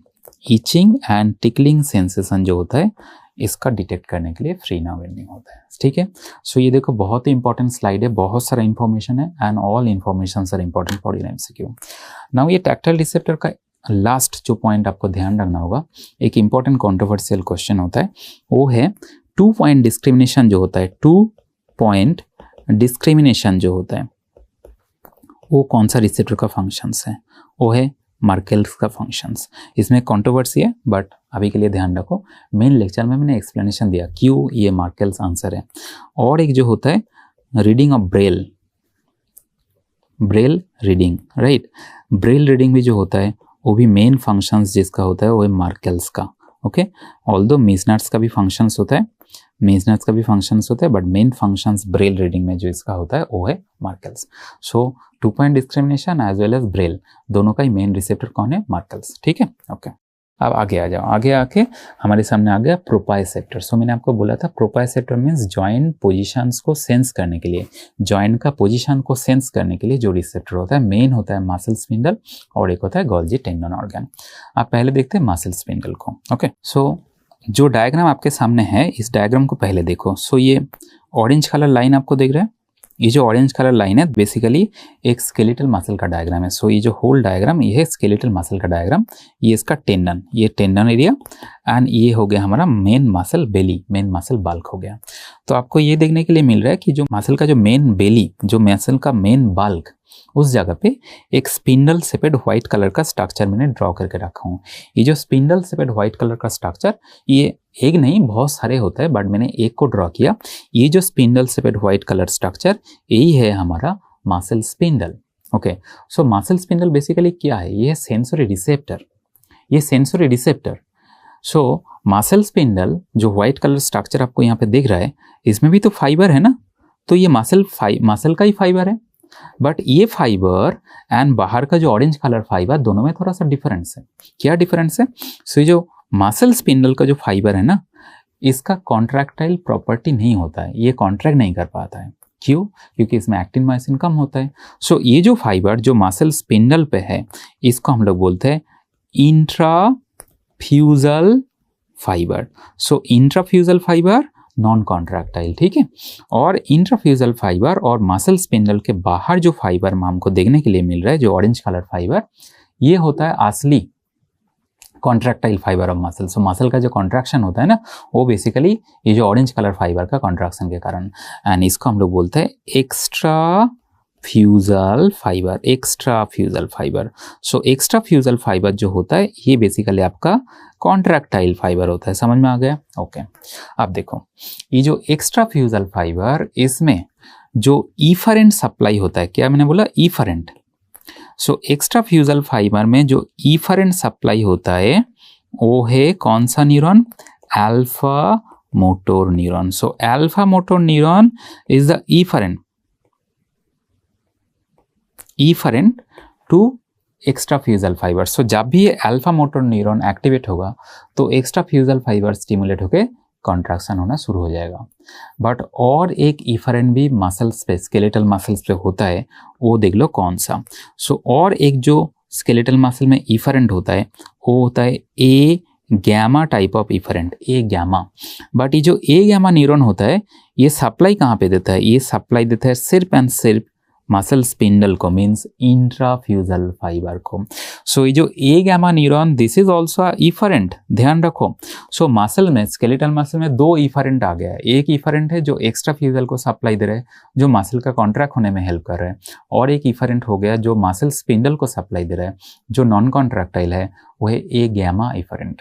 Now A gamma का रोल कभी कभी आपको एमसीक्यू में पूछा जाता है। ए गैमा मसल को डायरेक्टली कॉन्ट्रैक्ट नहीं करा रहा है, बट क्या करता है, ए गैमा को जब स्टिमुलेट करोगे तो मसल स्पिंडल पहले से ही एक्टिवेट होकर बैठ जाएगा, मींस मसल स्पिंडल को ज़्यादा से ज़्यादा एक्टिवेट कर देगा। इसलिए हम लोग बोलते हैं A gamma increases the sensitivity of muscle spindle, increases the sensitivity of muscle spindle को ज़्यादा से ज़्यादा सेंसिटिव बना देता है, राइट। ये हो गया ए गामा का इंपॉर्टेंस, राइट। अभी ये आफरेंट क्या का होगा, बिकॉज मैंने आपको बोला कि जो मसल स्पिंडल है ये सेंसरी रिसेप्टर, तो सेंसरी रिसेप्टर मीन्स यहाँ से आफरेंट भी जाएगा। आफरेंट क्या क्या आफरेंट जाएगा वो हम लोग थोड़ी देर में देखेंगे, बट उससे पहले आ जाओ कि जो गोल्जी टेंडन ऑर्गन है ये कहाँ पे लोकेटेड होता है। सो देखो डायग्राम को बहुत अच्छे से ध्यान लगाओ। गोल्जी टेंडन ऑर्गन जो होता है ना, वो टेंडन एंड मसल का जो जंक्शंस होता है ना, ये टेंडन एंड मसल का जंक्शंस का जो एरिया, इस जगह पे होता है हमारा गोल्जी टेंडन ऑर्गन। सो ये बेसिकली हमारा गोल्जी टेंडन ऑर्गन। तो क्वेश्चन ये पूछा जाएगा कि गोल्जी टेंडन ऑर्गन का लोकेशन कहाँ पे होता है, ये बहुत बार क्वेश्चन आ चुका है। सो लोकेशन होता है tendon muscles junctions, tendon muscle junctions पे मेनली लोकेटेड होता है, बट और भी कुछ जगह पे लोकेटेड हो सकता है। हाँ, हो सकता है with in tendon, means tendon के अंदर भी ये लोकेटेड हो सकता है, ओके, बट मेनली ये टेंडन मसल जंक्शंस पे ही लोकेटेड होता है, ठीक है। सेकेंड आ जाओ, इसका जो main activator means what is the stimulus, ये गोल्जी टेंडन ऑर्गन का स्टिमुलस क्या होता है। कोई भी कारण पे जब टेंडन के अंदर, मसल टेंडन के अंदर टेंशन बहुत ज़्यादा बढ़ जाता है, मसल टेंडन के अंदर टेंशन जब भी बढ़ जाएगा तो गोल्जी टेंडन ऑर्गन एक्टिवेट होने लग जाएगा। तो activator for Golgi tendon organ is tension in the tendon, increase tension. And third जो क्वेश्चन ऑलरेडी आ चुका है कि ये जो गोल्जी टेंडन ऑर्गन है ना, इसके अंदर भी तो फाइबर आपको दिख रहा है ना, फाइबर दिख रहा है। So how many fibres are there, कितनी फाइबर होता है गोल्जी टेंडन ऑर्गन के अंदर, ध्यान रखो 3 to 25 फाइबर हमारा होता है गोल्जी टेंडन ऑर्गन के अंदर। ओके, गाइटन बोल रहे हैं ऑन एन एवरेज 10 to 15 होता है। सो दोनों नंबर ही ध्यान रखो बिकॉज आपको एमसीक्यू में आया है ऑलरेडी ये इन्फॉर्मेशन। हो गया, अब ये समरी हो गया। आप देखते हैं कि ये जो मसल स्पिंडल जो मसल्स के बीच में बैठा है, मसल्स के अंदर बैठा है, इसमें क्या क्या टाइप का फाइबर होता है। ठीक है, सो ये देखो आपके सामने एक मसल स्पिंडल का डायग्राम मैंने बना के रखा। सो स्पिंडल से पहले ऑर्गन, इसलिए इसका हम लोग बोलते हैं मसल स्पिंडल। हम लोग पहले ही बात कर चुके हैं कि मसल स्पिंडल में जो फाइबर होता है उसका हम लोग बोलते हैं इंट्राफ्यूजल फाइबर। अब ये इंट्राफ्यूजल फाइबर जो होता है ना, ये मेनली दो टाइप का होता है, एक होता है न्यूक्लियर बैग और एक होता है न्यूक्लियर चेन। अब देखो ये डायग्राम पे देखो, आपको समझ में आ जाएगा। सो ये जो मसल स्पिंडल में जो सेंटर में जो फाइबर में बना के रखा हूँ ना, इसमें क्या दिख रहा है, एक बैग लाइक एरिया आपको मिल रहा है ना, एक बैग लाइक एरिया आपको मिल रहा है। तो ये बैग के अंदर बहुत सारा न्यूक्लियाई ओके लोकेटेड होगा। सो न्यूक्लियाई इनसाइड ए बैग, इसको हम लोग बोलेंगे न्यूक्लियर बैग फाइबर। एंड जब न्यूक्लियाई बैग में नहीं होके क्या होगा कि जो मसल्स स्पिंडल का जो फाइबर होगा, ये फाइबर में धीरे धीरे एक के बाद और एक अरेंज होते जाएगा। सो ये क्या लग रहा है आपको, आपको लग रहा है कि ये जो न्यूक्लियाई है ना, ये एक जगह पे नहीं है, बट चेन्स जैसे, चेन होता है ना, वो चेन जैसे न्यूक्लियाई एक धीरे धीरे और एक अरेंज है। सो ये जो फाइबर होगा इसको हम लोग बोलेंगे nuclear chain fibre, nuclear chain fibre. So basically दो टाइप का fibre, bag fibre, chain fibre. अब देखो जो bag fibre and chain fibre, bag fibre को मैंने फिर से डिवाइड किया, एक को मैंने बोला डायनामिक बैग फाइबर एंड एक को मैंने बोला static bag fibre. And chain fibre का ऐसे सब डिविजन नहीं है, ओनली एंड ओनली स्टैटिक। क्यों है ये जो सब डिविजन है ना, ये फंक्शंस के ऊपर डिपेंड करके। क्या मतलब, मसल स्पिंडल का क्या फंक्शंस होता है, कैसे एक्टिवेट होता है। जैसे हम लोग पहले बात किया गोल्जी टेंडन ऑर्गन कैसे एक्टिवेट होता है, टेंशन जनरेट होने से। अब मसल स्पिंडल एक्टिवेट कैसे होता है, मसल स्पिंडल तभी एक्टिवेट होगा जब मसल का लेंथ बढ़ जाएगा। क्यों, क्योंकि जब भी मसल का लेंथ बढ़ेगा ना, तो उसके साथ साथ मसल स्पिंडल का भी लेंथ बढ़ जाएगा। ओके, सो इसलिए बोलते हैं मसल स्पिंडल का एक्टिवेशन कब होगा, जब मसल का लेंथ बढ़ जाएगा।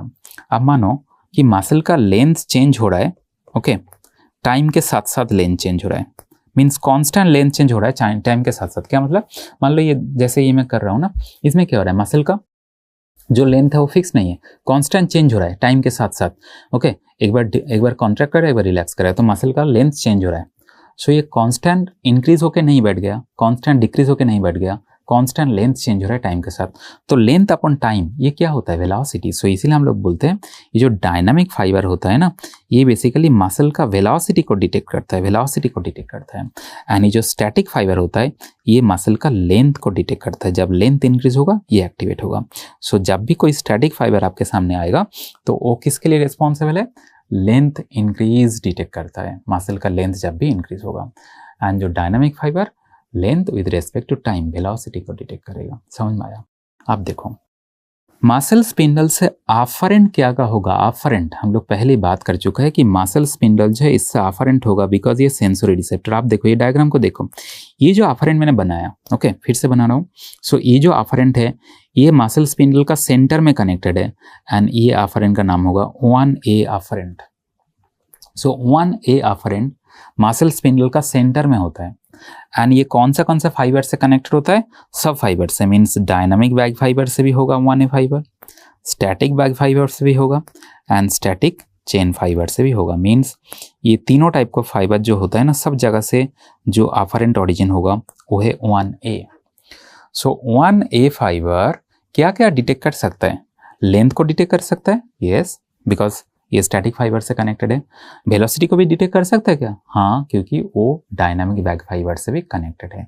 सो बेसिकली 1A फाइबर तीनों जगह से कनेक्शन लेके आता है। ओके, बट और एक देखो, और एक टाइप का अफरेंट होता है जो मसल स्पिंडल का पेरिफेरल पार्ट से ओरिजिन होता है, मसल स्पिंडल का पेरिफेरल पार्ट से ओरिजिन होता है एंड ये जो फाइबर होता है ना, इसका हम लोग बोलते हैं टाइप 2 फाइबर।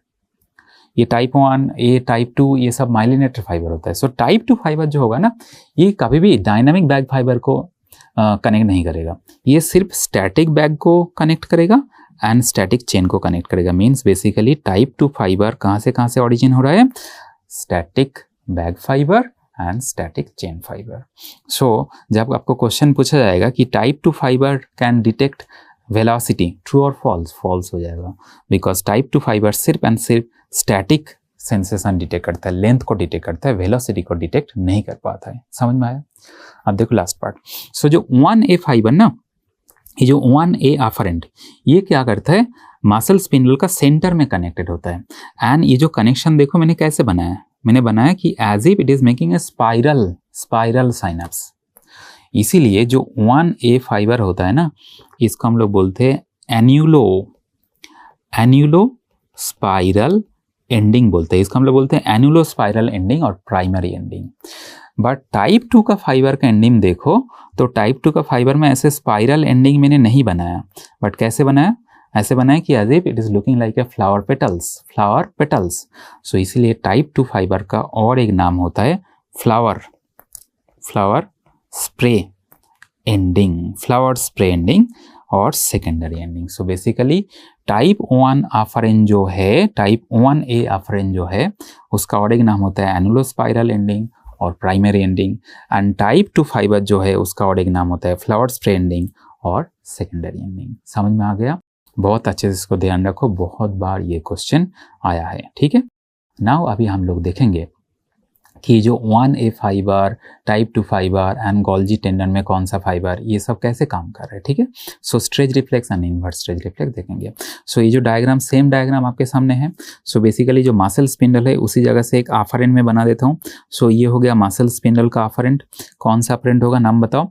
ये जो अफरेंट होगा वो है 1A अफरेंट।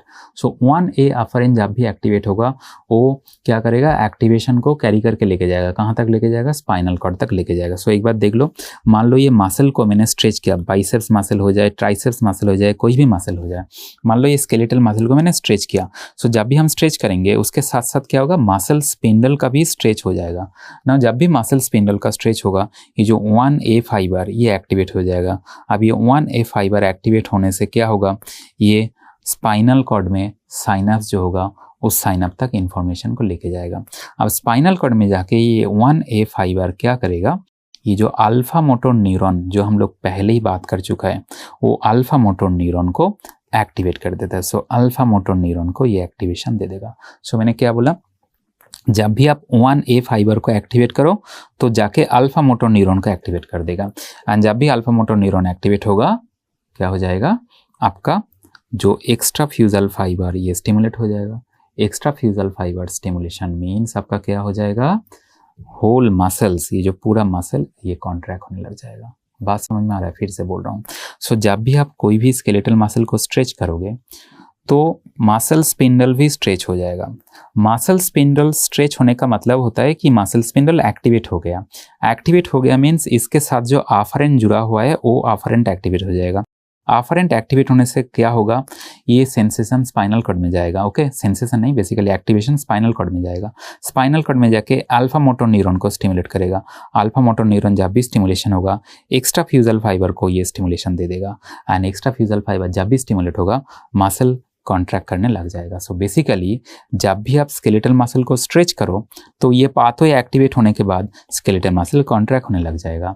इसको ही हम लोग बोलते हैं stretch reflex. So basically stretch reflex क्या हो गया, स्ट्रेच रिफ्लेक्स ये क्या हो गया, मैंने बोला कि जब भी आप मसल को स्ट्रेच करो, ओके, स्ट्रेचिंग, पैसिव स्ट्रेचिंग, जब भी आप मसल को स्ट्रेच करो, passive stretching of muscle leads to reflex contraction, यही हो गया। ओके, सो जब भी कोई स्केलेटल मसल का आपने स्ट्रेच करो तो रिफ्लेक्सली कॉन्ट्रैक्ट कर लेगा। ये जो रिफ्लेक्स, इसको हम लोग बोलते हैं स्ट्रेच रिफ्लेक्स। सो मान लो आपका क्वेश्चन है कि स्ट्रेच रिफ्लेक्स का रिसेप्टर क्या है, आप बोलोगे मसल स्पिंडल। अफरेंट क्या है, 1A अफरेंट। इफरेंट क्या है, alpha motor neuron is efferent.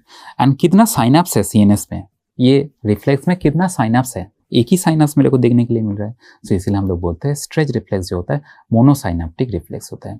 जितना सारा रिफ्लेक्स आप न्यूरोलॉजी में टेस्ट करते हो, डीप टेंडन रिफ्लेक्स जिसको बोलते हो, biceps jerk, triceps jerk, okay, supinator jerk, ankle jerk, ये सब क्या है, ये सब स्ट्रेच रिफ्लेक्स का एग्जाम्पल है। ठीक है, अब देखो हम लोग पहले बात कर चुके हैं कि जो गोल्जी टेंडन ऑर्गन होता है वो कहाँ पे लोकेटेड होता है, टेंडन मसल जंक्शंस पे लोकेटेड होता है। सो मान लो ये आपका गोल्जी टेंडन ऑर्गन है। ओके, नाउ ये गोल्जी टेंडन ऑर्गन एक्टिवेट कब होगा, whenever there is tension in the tendon.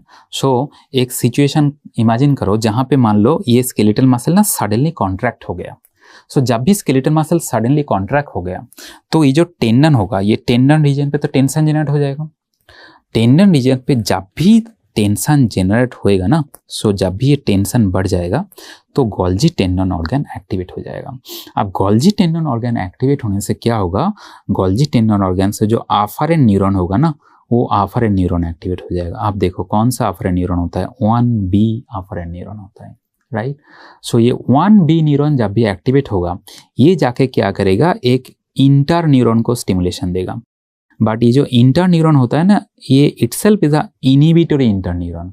Means जब भी ये इंटर न्यूरॉन को स्टिमुलेशन देगा 1B आके, तो ये इंटर न्यूरॉन एक्टिवेट हो जाएगा। इंटर न्यूरॉन एक्टिवेट होने के कारण यहाँ पे जो न्यूरोट्रांसमीटर रिलीज होगा वो होगा ग्लाइसिन। सो ये अल्फा मोटर न्यूरॉन जो है वो अल्टीमेटली इनहिबिट हो जाएगा। सो समझ में आ रहा है क्या बोल रहा हूँ। सो मैंने ये बोला कि मान लो कोई भी कारण में मसल सडनली कॉन्ट्रैक्ट किया तो गोल्जी टेंडन ऑर्गन एक्टिवेट हो जाएगा because increase tension in the tendon. जब भी गोल्जी टेंडन ऑर्गन एक्टिवेट होगा 1B न्यूरॉन एक्टिवेट हो जाएगा, ये जाके इंटर न्यूरॉन को एक्टिवेशन देगा। इंटर न्यूरॉन एक्टिवेशन होने के बाद अल्फा मोटर न्यूरॉन जो होगा उसको इनहिबिशन दे देगा। अल्फा मोटर न्यूरॉन इनहिबिशन होने के कारण क्या होगा, जो पूरा मसल था, जो एक्स्ट्रा फिजल फाइबर था, उसका रिलैक्सेशन हो जाएगा। सो सडनली मसल कॉन्ट्रैक्ट किया, उसमें टेंशन बढ़ गया। टेंशन बढ़ने के कारण ये जो पाथवे है इसके थ्रू होल मसल्स जो था वो क्या हो गया, रिलैक्स हो गया। ये जो है इसको ही हम लोग बोलते हैं इनवर्स स्ट्रेच रिफ्लेक्स। तो देखो sudden contraction of muscle, sudden strong contraction of muscle leads to reflex relaxation. यही तो हो गया ना, sudden strong contraction of the muscle leads to reflex relaxation. So पहले हम लोग बोला था स्ट्रेच रिफ्लेक्स में जो बोला था वो है stretching of the muscle leading to contraction, and इसमें क्या बोल रहा हूँ, contraction of the muscle leading to relaxation. तो उल्टा हो गया ना बेसिकली। तो इसीलिए ये जो रिफ्लेक्स होता है इसका हम लोग बोलते हैं इनवर्स स्ट्रेच रिफ्लेक्स। समझ में आया, ठीक है। अब देखो इनवर्स स्ट्रेच रिफ्लेक्स जो होता है इसमें कितना साइनाप्स है। एक साइनाप्स तो यहाँ पे दिख रहा है 1B एंड इंटर न्यूरॉन के बीच में, और एक साइनाप्स यहाँ पे interneuron and alpha motor neuron. So एक साइनाप्स इधर हो गया, एक साइनाप्स इधर हो गया। सो कितना साइनाप्स, 2 साइनाप्स। सो इसीलिए हम लोग बोलते हैं जो इनवर्स स्ट्रेच रिफ्लेक्स होता है वो होता है बाइसाइनेप्टिक रिफ्लेक्स, एंड जो स्ट्रेच रिफ्लेक्स होता है वो होता है मोनोसाइनेप्टिक रिफ्लेक्स। समझ में आया। बहुत अच्छे से ध्यान रखो, ये पाथवे बहुत इंपॉर्टेंट है, बहुत बार MCQ में आ चुका है। सो ये हो गया हमारा प्रोप्रायोसेप्टर। नाउ प्रोप्रायोसेप्टर के बाद नेक्स्ट जो टॉपिक है वो होता है असेंडिंग ट्रैक्ट्स। ओके, सो असेंडिंग ट्रैक्ट्स हम लोग जानते हैं कि डिफरेंट असेंडिंग ट्रैक्ट्स होता है, एंड कौन सा असेंडिंग ट्रैक्ट के थ्रू कौन सा सेंसेशन कैरी होता है ये आपको ध्यान रखना होगा। सो आपका राइट साइड में एक स्पाइनल कॉर्ड का डायग्राम, स्पाइनल कॉर्ड का क्रॉस सेक्शन का डायग्राम देके रखा है। ओके, इसमें जो डॉर्सल कॉलम है ये देखो यहाँ पे, this is the dorsal column pathway, and ये जो सामने ये जो डायग्राम है ये होता है एंट्रोलेटरल स्पाइनोथैलेमिक ट्रैक्ट। सो ये हो गया हमारा dorsal column pathway. Okay, and ये हो गया हमारा anterolateral spinothalamic tract. Now anterolateral spinothalamic tract का फिर से 2 पार्ट है, एक हो गया एंटीरियर पार्ट हो गया एंटीरियर स्पाइनोथैलेमिक ट्रैक्ट, एंड एक हो गया लेटरल स्पाइनोथैलेमिक ट्रैक्ट। अब देखो आपको बहुत अच्छे से ध्यान रखना होगा कि डॉर्सल कॉलम से क्या क्या सेंसेशन जाता है। Localising pressure, vibration, fine touch, proprioception and 2 point discrimination सब पोस्टीरियर कॉलम से जाता है, डॉर्सल कॉलम से जाता है। एंड जो एंटीरियर कॉलम उससे क्या क्या होता है, उससे होता है हमारा crude touch pressure, tickling and itching and sexual sensation. Okay, and जो एंटीरियर लेटरल कॉलम होता है उसमें pain and temperature. So basically lateral से पेन एंड टेम्परेचर, एंटीरियर से crude touch pressure, tickle, sensor sensation, ये सब लिखा है। ठीक है, ये आपको ध्यान रखना होगा। बट ये ध्यान रखने के साथ साथ the location of the fibre means ये जो फाइबर जो प्रोप्रायोसेप्शन कैरी कर रहा है, जो टेम्परेचर कैरी करे, वो फाइबर स्पाइनल कॉर्ड का क्रॉस सेक्शन में कौन सी जगह पे लोकेटेड होता है वो भी आपको ध्यान रखना होगा। क्यों? क्योंकि एक बार नीट पेज में क्वेश्चन आया था, मान लो ये स्पाइनल कॉर्ड का पोस्टीरियर साइड में एक इंजुरी हुआ है एंड इंजुरी लेटरल साइड में हुआ है। मीन्स मान लो कोई एक इंजुरी जो ऐसे करके पेनिट्रेट कर रहा है स्पाइनल कॉर्ड को, लेटरल साइड से आके स्पाइनल कॉर्ड को पेनिट्रेट कर दिया, इंजुरी कर दिया।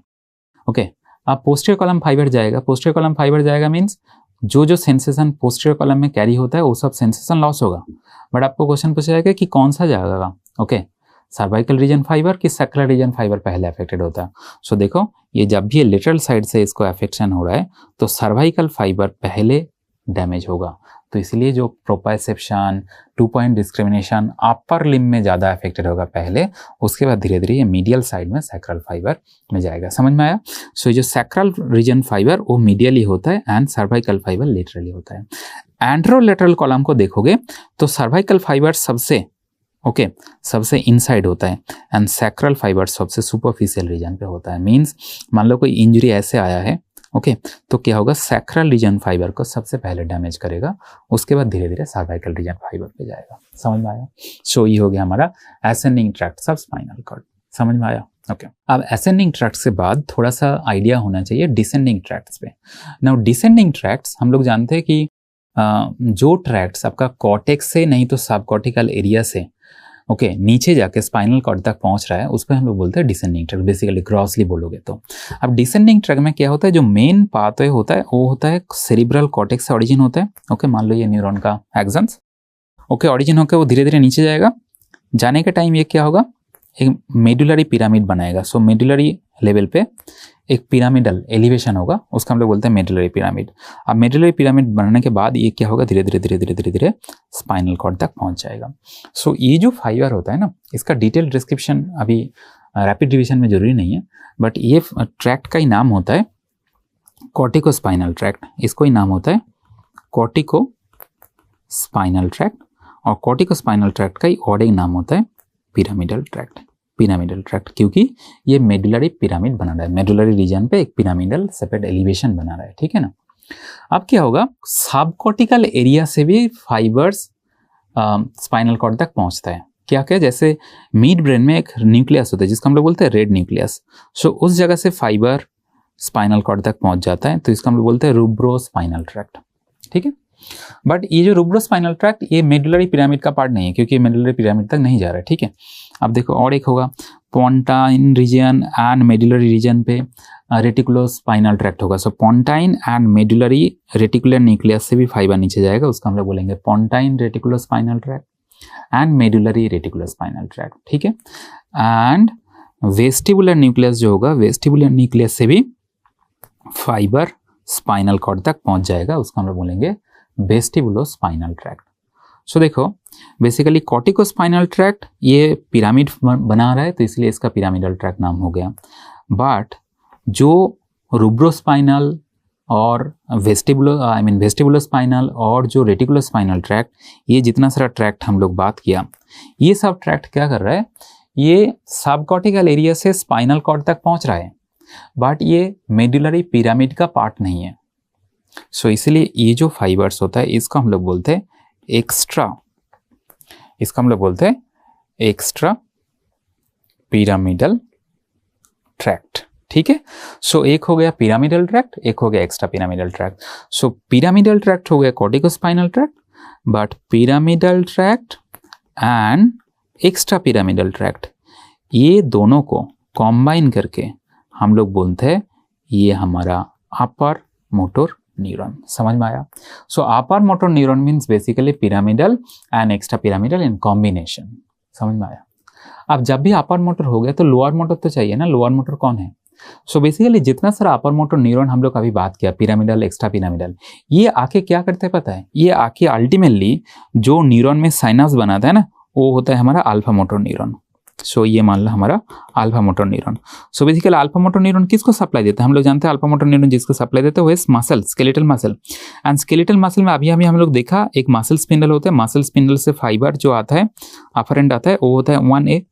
सो 1A फाइबर वो है अफरेंट, वो भी आके अल्टीमेटली किसको स्टिमुलेशन देते हैं? अल्फा मोटर न्यूरॉन को स्टिमुलेशन देते हैं। देखो 1A आके भी आपका अल्फा मोटर न्यूरॉन को जाके स्टिमुलेशन दे रहे हैं। सो बेसिकली जितना सारा अपर मोटर न्यूरॉन हम लोग देखा वो सबके सब आके अल्फा मोटर न्यूरॉन को इन्फ्लुएंस कर रहा है, प्लस ये जो मसल से भी जो अफरेंट आ रहा है ना, वो भी आके अल्टीमेटली अल्फा मोटर न्यूरॉन को ही इन्फ्लुएंस कर रहा है बेसिकली। सो इसीलिए हम लोग बोलते हैं ये जो अल्फा मोटर न्यूरॉन ना, ये होता है final pathway, final common pathway for upper motor neuron also plus 1A afferent also. So इसीलिए ये जो अल्फा मोटर न्यूरॉन ना, बेसिकली ये अल्फा मोटर न्यूरॉन को ही हम लोग बोलते हैं, अल्फा मोटर न्यूरॉन को ही हम लोग बोलते हैं लोअर मोटर न्यूरॉन, ठीक है। सो बेसिकली अपर मोटर न्यूरॉन फाइबर आके लोअर मोटर न्यूरॉन को इन्फ्लुएंस कर रहे हैं। अभी हम लोग को देखना होगा कि अपर मोटर न्यूरॉन लीसन और लोअर मोटर न्यूरॉन लीसन में फीचर क्या होता है।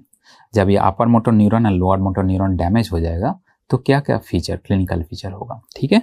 सो ये टेबल पे लिखा है, अच्छे से देखते चलो। सो अपर मोटर न्यूरॉन लीशन में एट्रोफी ज़्यादा नहीं होता है, लोअर मोटर न्यूरॉन में सीवियर एट्रोफी हो जाता है, मसल एट्रोफी, राइट। अपर मोटर न्यूरॉन में ज़्यादा नहीं होता है, बट यहाँ पे लिखा है डिसयूज एट्रोफी, मीन्स मान लो किसी का अपर मोटर न्यूरॉन लीशन हुआ है तो कोई मसल ग्रुप को आप ज़्यादा देर तक, बहुत दिन तक यूज़ नहीं करो, तो यूज़ नहीं करोगे तो मसल धीरे धीरे एट्रोफी हो जाएगा। सो इसीलिए यहाँ पे लिखा है कि अपर मोटर न्यूरॉन में जो एट्रोफी होगा ना वो डिसयूज्ड एट्रोफी, बिकॉज आप यूज़ नहीं कर रहे हो इसीलिए एट्रोफी हो गया। बट लोअर मोटर न्यूरॉन में एट्रोफी बहुत सीवियर होता है एंड एकदम पहले से ही एट्रोफी आपको देखने के लिए मिल जाता है, ठीक है। अब सेकंड है जो फैसिकुलेशन। फैसिकुलेशन जो होता है ना, ये होता है एकदम अल्टीमेट फीचर कौन सा मोटर न्यूरॉन डिजीज का, लोअर मोटर न्यूरॉन डिजीज का। उसके बाद आ जाओ टोन। सो टोन जो होगा ना, अपर मोटर न्यूरॉन में हाइपरटोनिया होगा, लोअर मोटर न्यूरॉन में टोन डिक्रीज हो जाएगा, हाइपोटोनिया हो जाएगा। एंड जो मसल रिफ्लेक्स, स्ट्रेच रिफ्लेक्स जो होगा, upper motor neuron hyperactive, lower motor neuron में hypoactive. So basically tone and reflex upper motor neuron में बढ़ जाता है एंड लोअर मोटर न्यूरॉन में कम हो जाता है, ये ध्यान रखना होगा। मसल ग्रुप अफेक्टेड मींस मान लो अपर मोटर न्यूरॉन लीशन हुआ है, एक major group of muscle affected होगा, इसलिए लिखा है ग्रुप ऑफ मसल अफेक्टेड होता है। एंड जो लोअर मोटर न्यूरॉन होता है इसमें सिंगल मसल भी अफेक्ट हो सकता है, okay. And particularly distal muscle आपका डैमेज होता है, डिस्टल मसल जनरली अफेक्ट हो जाता है, ठीक है। एंड जो बेबिंस्की साइन आपको पता है, बेबिंस्की साइन क्या होता है कि प्लांटर रिफ्लेक्स जब भी आप टेस्टिंग करोगे तो dorsiflexion of the great toe and fanning of the other toes, जिसको हम लोग बोलते हैं बेबिंस्की साइन। तो ये अपर मोटर न्यूरॉन में बेबिंस्की साइन पॉजिटिव हो जाता है, लोअर मोटर न्यूरॉन में नहीं होता है, एब्सेंट होता है, ओके, ठीक है। ये हो गया दोनों न्यूरॉन का डिफरेंस ना। और एक चीज देखो, अपर मोटर न्यूरॉन में लिखा है कि हाइपरटोनिया जो होता है उसका दो वेराइटी होता है, एक होता है पैस्टिसिटी, एक होता है रिजिडिटी। सो ये पैस्टिसिटी एंड रिजिडिटी का डिफरेंस क्या है वो भी देख लो। सो पैस्टिसिटी बेसिकली ये जो टर्म होता है ना, ये पिरामिडल ट्रैक लीसन को इंडिकेट करने के लिए हम लोग बोलते हैं, एंड रिजिडिटी जो होता है वो हमारा एक्स्ट्रा पिरामिडल लीसन को इंडिकेट करने के लिए बोलते हैं। बट हम तो आपको बता रहे हैं कि pure pyramidal track लीशन, pure extra pyramidal लीशन ऐसे क्लिनिकली बहुत ही रेयर है। जब भी अपर मोटर न्यूरॉन होगा, कॉम्बिनेशन पिरामिडल एक्स्ट्रा पिरामिडल दोनों मिलकर थोड़ा बहुत पिरामिडल होगा, थोड़ा बहुत एक्स्ट्रा ऐसे रहेगा। Pure pyramidal, pure extra pyramidal ऐसे बहुत ही रेयर कंडीशन होता है, बट आपको थियोरेटिकली पढ़ना होगा, ठीक है। अब देखो, अपर मोटर न्यूरॉन में जो पैस्टिसिटी होता है उसमें वीकनेस प्रेजेंट होता है, एंड जो रिजिडिटी होता है वो दो टाइप का रिजिडिटी आपको ध्यान रखना होगा, एक होता है कॉग व्हील रिजिडिटी, एक होता है लेड पाइप रिजिडिटी। तो ये क्या होता है, कॉग व्हील रिजिडिटी जो होता है ना, उसमें क्या होगा कि tremor superimposed on hypertonia. So मान लो ये रिजिडिटी हो गया इस लिम्ब का, okay. So as a doctor जब भी आप इसको ओपन करने का कोशिश करोगे तो क्या होगा, ये ऐसे करके जार्किंग मूवमेंट में धीरे धीरे जाएगा। सो ये जार्किंग मूवमेंट क्यों हो रहा है, बिकॉज टोन बहुत हाई हो चुका है, ओके। उसके साथ ट्रेमर आ गया, तो ये बीच बीच में ट्रेमर क्या कर रहा है, ये मूवमेंट को हॉल्ट कर रहा है, ओके, रोक रहा है मूवमेंट को। सो ये क्या हो गया, जार्की ऐसे टाइप का मूवमेंट हो जाएगा, इसको हम लोग बोलते हैं कॉग व्हील रिजिडिटी। और एक होता है lead pipe rigidity. Lead pipe rigidity means जब भी आर्म को आप एक्सटेंड करने का कोशिश करोगे आपको बहुत स्ट्रॉन्ग टेंशन फील होगा, एंड ये जो टेंशन होगा ये कांस्टेंट फील होगा, इसमें जार्की कोई मूवमेंट नहीं आएगा, तो इसको हम लोग बोलते हैं lead pipe type of rigidity, ठीक है, ओके।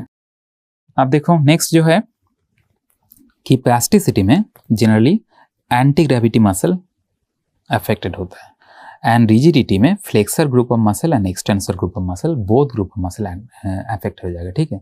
सो पैस्टिसिटी में एक ही ग्रुप ऑफ मसल एक्टिवेट होगा, एंटी ग्रेविटी, बट रिजिडिटी में दोनों साइड फ्लेक्सर एक्सटेंसर दोनों ग्रुप अफेक्टेड होगा, तो इसलिए पूरा एकदम रिजिड हो जाएगा, ओके। देन पैस्टिसिटी में क्या बोला जाता है कि more tone in the initial part of movement, इसका हम लोग बोलते हैं क्लास 9 पैस्टिसिटी। सो मान लो ये अपर लिम्ब का पैस्टिक हो गया, ओके, एंड ये ऐसे मोड़ के बैठा है, आप क्या कर रहे हो, इसको ओपन करने का कोशिश कर रहे हो एज ए डॉक्टर। सो जब भी आप ओपन करने का कोशिश करोगे ना, इनिशियली आपको बहुत ज़्यादा टेंशन फील होगा, बट सडनली क्या होगा ना, ये टेंशन रिलीज होके ये आर्म सडनली ओपन हो जाएगा। तो ये जो फेनोमेना होता है ना, इसको हम लोग बोलते हैं class 9 spasticity, right. So initially huge tension, suddenly tension release हो गया, ये होता है पैस्टिसिटी का feature, okay, class 9 spasticity. And rigidity में हम लोग पहले बात कर चुका है कि हाइपरटोनिया जो होगा वो through out the range of motion में आपको परसिस्ट होगा, ठीक है।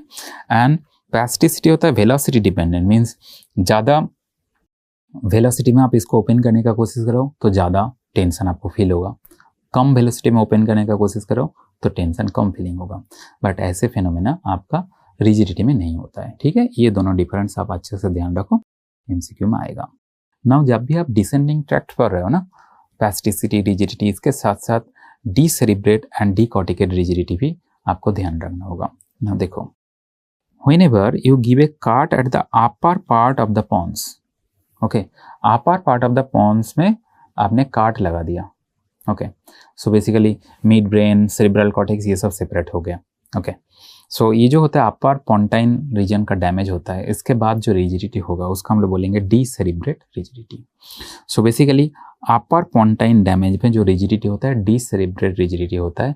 इसमें क्या होता है, चारों लिम का, अपर लिम, लोअर लिम, सबका एक्सटेंशन हो जाता है। तो ये एक्सटेंशन क्यों होगा, देखो यहाँ पे लिखा है कि there will be extension of the upper limb and extension of the legs also. तो क्वेश्चन पूछा जाता है ये जो एक्सटेंशन हुआ है क्यों हुआ है, कौन सा डिसेंडिंग ट्रैक्ट के लिए हुआ है, आपको आंसर करना होगा कि this is due to pontine reticulospinal tract. Now इसका एक्सप्लेनेशन हम अभी नहीं दे रहे, बट जस्ट ध्यान रखो ये मेन लेक्चर में है। So extension of all four limbs is done by which tract, pontine reticulospinal tract. अब सेकंड में आ जाओ, सेकंड में क्या लिखा है, डीकॉर्टिकेशन। जब आप upper part of the mid brain में, सो मिड ब्रेन का अपर पार्ट में आपने काट कर दिया, सो काट at the upper part of the mid brain, तब क्या होगा, सेरिब्रल कॉर्टेक्स आपका सेपरेट हो जाएगा। बोला जाता है कि जो red nucleus of the mid brain होता है ना, उसके ऊपर काटो तो आपका डीकॉर्टिकेशन मिल जाता है। सो इसलिए बोला जाता है मिड ब्रेन का अबव लेवल पे, मिड ब्रेन का ऊपर लेवल पे आप काटो तो ये डीकॉर्टिकेशन हो जाएगा। डीकॉर्टिकेशन में आपको क्या देखने के लिए मिल रहा है कि जो लोअर लिम है, ओके, जो लोअर लिम है वो एक्सटेंशन पोस्चर में आ गया एंड जो अपर लिम है वो फ्लेक्शन पोस्चर में आ गया, ओके। सो आर्म्स जो है वो फ्लेक्शन में आ गया एंड लोअर लिम एक्सटेंशन में आ गया। सो जो एक्सटेंशन हुआ है ना वो सेम वो है पोंटाइन रेटिकुलोस्पाइनल ट्रैक्ट के कारण हुआ है, पोंटाइन रेटिकुलोस्पाइनल ट्रैक्ट एक्टिवेशन होने के कारण हुआ है। बट जो फ्लेक्शन हुआ है वो है रूब्रोस्पाइनल ट्रैक्ट के लिए हुआ है, रूब्रोस्पाइनल ट्रैक्ट एक्टिवेट होने के कारण हुआ है। So rubrospinal tract is causing flexion of the upper limb and pontine reticulospinal tract is causing extension of the lower limb. समझ में आ गया?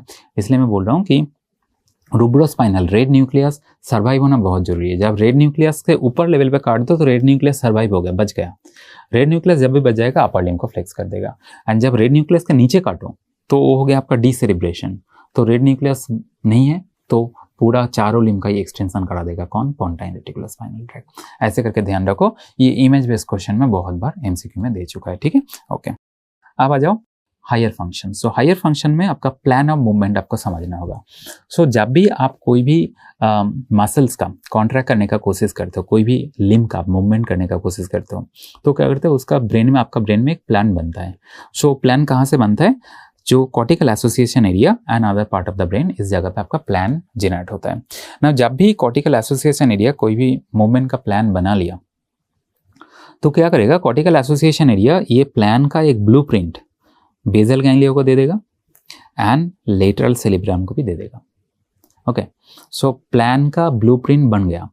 अब ये प्लान कहाँ पे देगा, प्लान का जो ब्लूप्रिंट है, ये ब्लूप्रिंट एक तो प्रीमोटर एंड मोटर कॉर्टेक्स में जाएगा, एक बेसल गैंग्लिया को देगा, एक लेटरल सेरिब्रम को देगा। लेटरल सेरिब्रम मीन्स जो सेरिब्रोसेरिब्रम। ये प्लान क्यों दे रहा है बाकी सब जगह में, क्योंकि ये कॉर्टिकल एसोसिएशन बोलेगा, बेसल गैंग्लिया को देगा, प्लान देगा, देके बोलेगा कि भैया ये प्लान को चेक करो कि जो मूवमेंट का जो प्लान बना हुआ है ना, ये प्लान फुल प्रूफ है कि नहीं है, ये एकदम परफेक्ट है ना, गड़बड़ तो नहीं होगा ना। सिमिलरली लेटरल सेरिब्रम को भी एक कॉपी दे दिया, कॉपी देख के बोला ये प्लान का चेक कर ले, ये ठीक से हो रहा है कि नहीं हो रहा है, ठीक है। क्योंकि अल्टीमेटली आपका जो मूवमेंट होगा ना, वो मूवमेंट कौन करेगा, motor cortex and pre motor cortex. But देखो साइमल्टेनियसली बेसल गैंग्लिया को भी दे दिया एंड सेरिबेलम को भी दे दिया। क्यों दिया, क्योंकि जो प्लानिंग बन रहा है ना, वो प्लानिंग फुल प्रूफ है कि नहीं है, ठीक ठाक हुआ है कि नहीं, वो चेक करने के लिए दे दिया, ओके। उसके बाद बेसल गैंग्लिया चेक करके बोल देगा कि भैया प्लान ठीक है, सेरिबेलम भी बोल दिया कि भैया ये प्लान जो है ना परफेक्ट है। आप क्या करेगा, pre motor and motor cortex movement को स्टार्ट करा देगा। जब मूवमेंट को स्टार्ट कर रहे हैं ना, इन्फॉर्मेशन जब जा रहा है मसल में कि मूवमेंट करो, आप मसल कॉन्ट्रैक्ट करो, उसके साथ साथ सेरिबेलम पे भी एक इन्फॉर्मेशन भेजा। कौन सा पार्ट ऑफ द सेरिबेलम का, स्पाइनोसेरिबेलम, इंटरमीडिएट सेरिबेलम जिसको हम लोग बोलते हैं, ठीक है। एंड जब मूवमेंट शुरू हो गया ना, मूवमेंट शुरू होने के बाद भी देखो मसल से कंटिन्यूअस इंफॉर्मेशन सेरिबेलम में आने लग गया। सो बेसिकली जब एक्चुअल मूवमेंट हो भी रहा है ना, मूवमेंट के टाइम भी सेरिबेलम में कंटिन्यूअस इंफॉर्मेशन जाता है। क्यों? क्योंकि सेरिबेलम कंटिन्यूअस ये मूवमेंट को करेक्शन करने लगता है कि जो मूवमेंट चल रहा है उसको constantly time to time correction भी देते रहता है। इसीलिए हम लोग बोलते हैं कि सेरिबेलम का एक बहुत ही इंपॉर्टेंट फंक्शंस होता है, वो है smoothening and coordination of the movement. क्या मतलब? ये जो मूवमेंट चल रहा है, मान लो ये इनिशिएशन हो गया मूवमेंट का, अब ये मूवमेंट यहाँ से यहाँ तक आ रहा है, ये तो बहुत लंबा सफर है ना। तो ये लंबा सफर में क्या क्या होता है, कभी कभी ये भटक जाता है, मूवमेंट ठीक ठाक नहीं होता है। तो सेरिबेलम क्या करता है, ये जो मूवमेंट चल रहा है ना, एक्चुअल मूवमेंट के टाइम कांस्टेंट फीडबैक ब्रेन में भेजते रहता है कि भैया ये जो मूवमेंट चल रहा है ना, ठीक से इसको करेक्ट करके लेके आओ, नहीं तो मूवमेंट गड़बड़ हो जाएगा। तो ये जो सेरिबेलम का काम है, इसको हम लोग बोलते हैं smoothening and coordination of the movement. And पहले जो सेरिबेलम का काम हम लोग देखा था, लेटरल सेरिबेलम, ये क्या कर रहा था, ये प्लानिंग बना रहा था कि पहले प्लान को ठीक ठाक कर लो, उसके बाद एक्चुअल मूवमेंट करोगे ना। सो इसीलिए हम लोग बोलते हैं सेरिबेलम का जो फंक्शंस होता है, लेटरल सेरिबेलम, जिसको हम लोग बोलते हैं सेरिब्रो सेरिबेलम, वो प्लानिंग एंड प्रोग्राम के लिए जरूरी होता है। एंड जो स्पाइनो सेरिबेलम, वो स्मूदनिंग एंड कोऑर्डिनेशन के लिए जरूरी होता है। इसीलिए देखो सेरिबेलम का फंक्शंस में क्या लिखा है, cerebro cerebellum which is lateral cerebellum, spinocerebellum which is intermediate cerebellum। ये दोनों का फंक्शंस ऑलरेडी हम लोग देख चुका है। एक हो गया planning and timing and spinocerebellum smoothening and coordination. And हम लोग जानते हैं कि जो वेस्टिबुलर सेरिबेलम होता है उसका फंक्शंस होता है बैलेंस एंड पोस्चर मेंटेनेंस। ठीक है, सो ये सेरिबेलम का फंक्शंस एमसीक्यू में आता है। ओके, अब आ जाओ सेरिबेलर डिसऑर्डर। जब सेरिबेलम का कोई डैमेज हो जाएगा, डिसऑर्डर हो जाएगा, क्या क्या क्लिनिकल फीचर होगा, ध्यान रखो, DANISH, DANISH, right. So D for dysdiadochokinesia, dysmetria and decomposition of the movement. ठीक है, A for ataxia, N for nystagmus, I for intention tremor, S for slurring of speech और scanning of speech and hypotonia, right. But ध्यान रखो कि cerebellum disorder में ना तो कोई सेंसरी डेफिसिट होता है, ना तो कोई एबनॉर्मलिटी रेस्टिंग कंडीशन में मिलता है। इसमें देखो जो ट्रेमर भी है ना, ये इंटेंशन ट्रेमर, हम लोग जानते हैं पार्किंसनिज्म डिजीज में जो ट्रेमर होता है रेस्टिंग ट्रेमर। ओके, हाथ रेस्टिंग में भी रखा है तब भी उसका ट्रेमर होगा।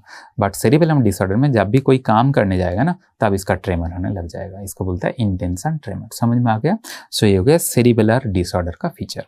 अब आ जाओ बेसल गैंग्लिया। सो बेसल गैंग्लिया का फंक्शन हम लोग पहले ही देख चुका है, वो क्या है, planning and programming of the movement is the main function of basal ganglia. But basal ganglia का और भी एक फंक्शन होता है, वो होता है cognitive function. Cognitive function actually prefrontal cortex का फंक्शन है, बट बेसल गैंग्लिया के साथ प्रीफ्रंटल कॉर्टेक्स का एक लूप होता है, जिसके कारण बेसल गैंग्लिया भी कॉग्निशन फंक्शन में कुछ कुछ रोल होता है। ठीक है, कॉग्निशन फंक्शन में जो हमारे बॉडी का एग्जीक्यूटिव फंक्शन, जो हमारा ब्रेन का एग्जीक्यूटिव फंक्शंस होता है, उसका हम लोग बोलते हैं कॉग्निशन फंक्शंस। ओके, और स्ट्राइटम जो बेसल गैंग्लिया पार्ट है, उसका और एक फंक्शंस होता है स्किल एंड प्रोसीड्यूरल मेमोरी के लिए भी इसका फंक्शंस होता है। ठीक है, अब बेसल गैंग्लिया डिसऑर्डर जो होता है, हम लोग जानते हैं कि इसका दो टाइप का डिसऑर्डर हम लोग को ध्यान रखना होगा, hypokinetic disorder and hyperkinetic disorder. तो हाइपोकाइनेटिक डिसऑर्डर का एग्जांपल है पार्किंसनिज्म, क्योंकि हम लोग जानते हैं पार्किंसनिज्म का जो मेन फीचर होता है वो क्या है, ब्रेडिकाइनेशिया और एकाइनेशिया, राइट। बट हम लोग ये भी जानते हैं कि पार्किंसनिज्म में ट्रेमर होता है, which is part of the hyperkinetic feature. ठीक है, सो पार्किंसनिज्म में बेसिकली दोनों फीचर रहता है, but mainly it is a hypokinetic disorder. And जो हाइपरकाइनेटिक डिसऑर्डर, 3 एग्जाम्पल यहाँ पे लिखा है ना, इसका बहुत अच्छा से आपको ध्यान रखना होगा, क्योंकि ये क्वेश्चन बहुत बार आ चुका है। क्वेश्चन डायरेक्टली पूछा जाएगा कि हेमिबालिस्मस कौन सा part of the basal ganglia affected होने से होता है, आपका आंसर हो जाएगा सबथैलेमिक न्यूक्लियस। हंटिंगटन स्ट्राइटम का प्रॉब्लम एंड जो डिस्टोनिया होता है वो direct pathway of basal ganglia जो होता है उसके कारण होता है। समझ में आया? सो ये हो गया आपका बेसल गैंग्लिया डिजीज। ठीक है, अब नेक्स्ट आ जाओ इलेक्ट्रोएन्केफेलोग्राफी एंड स्लीप। नाउ इलेक्ट्रोएन्केफेलोग्राफी जो होता है उसमें 4 मेन वेव्स आपको ध्यान रखना होगा, beta, alpha, theta, delta, and उसका फ्रीक्वेंसी कितना होता है वो भी लिखा है, वो आपको रिमेंबर करना होगा। सो हम लोग ऐसे ध्यान रखते हैं, B A T bat and D for dance. So bat dance. So जब भी आप बी से डी के डायरेक्शन में जाओगे, आपको क्या देखने के लिए मिल रहा है, जो EEG का एम्पलीट्यूड है वो एम्पलीट्यूड इंक्रीज होते जा रहा है। एम्पलीट्यूड कहाँ से देखते हैं हम लोग को, जो वाई एक्सिस है, ये Y axis and X axis of EEG। Y axis हमारा एम्पलीट्यूड को डिटेक्ट करता है एंड एक्स एक्सिस हमारा टाइम को डिटेक्ट करता है। सो देखो जितना हम बीटा से डेल्टा के डायरेक्शन में जा रहा है, इसका वाई एक्सिस में जो हाइट है ये धीरे धीरे बढ़ रहा है। सो इसको हम लोग बोलते हैं एम्पलीट्यूड इंक्रीज हो गया। बट जितना आप बीटा से डेल्टा के डायरेक्शन में जाओगे, आपका फ्रीक्वेंसी क्या हो जाएगा, फ्रीक्वेंसी उतना ही डिक्रीज होते जाएगा। देखो ये फ्रीक्वेंसी सब लिखा है, ठीक है। सो फ्रीक्वेंसी कम होते जाएगा। हम लोग ये बोलते हैं कि ब्रेन का एक्टिविटी जितना हाई होगा उतना ही EEG का फ्रीक्वेंसी बढ़ जाएगा। High frequency means more active brain, low frequency means कम एक्टिव ब्रेन, ठीक है। सो बीटा है बहुत ज़्यादा active brain, okay, and delta means कम एक्टिव ब्रेन, ठीक है। अब सबका कंडीशन लिखा है। सो बीटा वेव कब प्रोड्यूस होगा, when the person is awake, alert and eyes are open. So मैं बोलता हूँ ये जो अभी हम लेक्चर क्लास रिकॉर्डिंग कर रहे हैं ना, तो my brain is highly active, तो अभी मेरा ब्रेन से EEG रिकॉर्डिंग करोगे तो बीटा वेव टाइप का मिल जाएगा आपको, ठीक। और beta wave so basically awake होना चाहिए, अलर्ट होना चाहिए, ब्रेन जब अलर्ट है। अब बीटा वेव अल्फा में कन्वर्ट कब होगा, जब ये अलर्टनेस आपका ब्रेन में खत्म हो जाएगा। मैं ऐसे एग्जांपल लेता हूँ कि मान लो एक सुबह सुबह उठ के आपको मूड किया कि आज मेरे को फिजियोलॉजी पढ़ना है, फिजियोलॉजी कौन सा चैप्टर पढ़ना है, मेमोरी चैप्टर पढ़ना है, तो बहुत ही डिफिकल्ट होता है। बट आपने मेमोरी चैप्टर लेके बैठ गया, तो इनिशियली क्या होगा, आपका कॉन्सेंट्रेशन बहुत ज़्यादा तेज होगा। तो उस कंडीशन में जब मेमोरी पढ़ने के टाइम जो याद करने का कोशिश कर रहा हूँ, उसमें आपका ब्रेन एक्टिव है, आपका आईज ओपन है, तो बीटा वेव आपको मिल जाएगा, ठीक है। उसके बाद क्या होगा, आधा घंटा बाद आपको पता चलेगा कि जो आप पढ़ रहे हो ना, आपको समझ में बिल्कुल ही नहीं आ रहा है, आपका ब्रेन में कुछ नहीं घुस रहा है, तो आपका ब्रेन सडनली शट डाउन हो जाएगा। उसके बाद क्या होगा, आपका माइंड इधर उधर भागने लगेगा, माइंड वंडर करने लगेगा, ओके। कि आप क्या सोचोगे कि भैया छोड़ो, ये मेमोरी तो समझ में नहीं आ रहा है, आप सोचो कि एग्जाम खत्म होने के बाद क्या करेंगे, मूवी चलेंगे, क्या करेंगे। सो जब भी आपका दिमाग पे ये चल रहा है, आपका दिमाग एकदम शांत हो गया, रिलैक्स हो गया, so your mind is wandering, ये जो कंडीशन है, this is the ideal for generation of the alpha wave. So you are awake, your eyes may be open और closed, but your brain is quiet, your mind is wandering, that is the alpha wave. उसके बाद क्या होगा, और भी आधा घंटा जब बीत जाएगा तब आप समझ में आएगा कि आज तो पढ़ाई नहीं होगा, थोड़ा सा सो लेता हूँ। सो जब भी आप आंख बंद करके सोने का कोशिश करोगे तो आप लाइट स्लीप में एंट्री करोगे, आप ड्राउजी हो जाओगे, तो आपका जो अल्फा वेव था वो थीटा में कन्वर्ट हो जाएगा। एंड जब आप डीप स्लीप में घुस जाओगे तो थीटा वेव डेल्टा वेव में कन्वर्ट हो जाएगा, ठीक है। सो इस कंडीशन में आपको ध्यान रखना होगा, ये आपको ऐसे करके ध्यान रखना होगा कि डिफरेंट EEG वेव एंड इसका कंडीशन। नाउ मेरे को कैसे पता चलेगा, EEG डायग्राम जब मेरे को दिया जाएगा, कैसे मेरे को पता चलेगा बीटा वेव की, अल्फा वेव की, डेल्टा है। सो आपका एक्स एक्सिस वाई एक्सिस को ध्यान देना होगा। सो एक्स एक्सिस में देखो एक टाइम विंडो देके रखा है 1 सेकेंड। सो ये 1 सेकेंड टाइम विंडो में, mean suppose this is 1 second, इसके बीच में कितना वेव मेरे को मिल रहा है वो मेरे को काउंट करना होगा, वो हो जाएगा मेरा फ्रीक्वेंसी।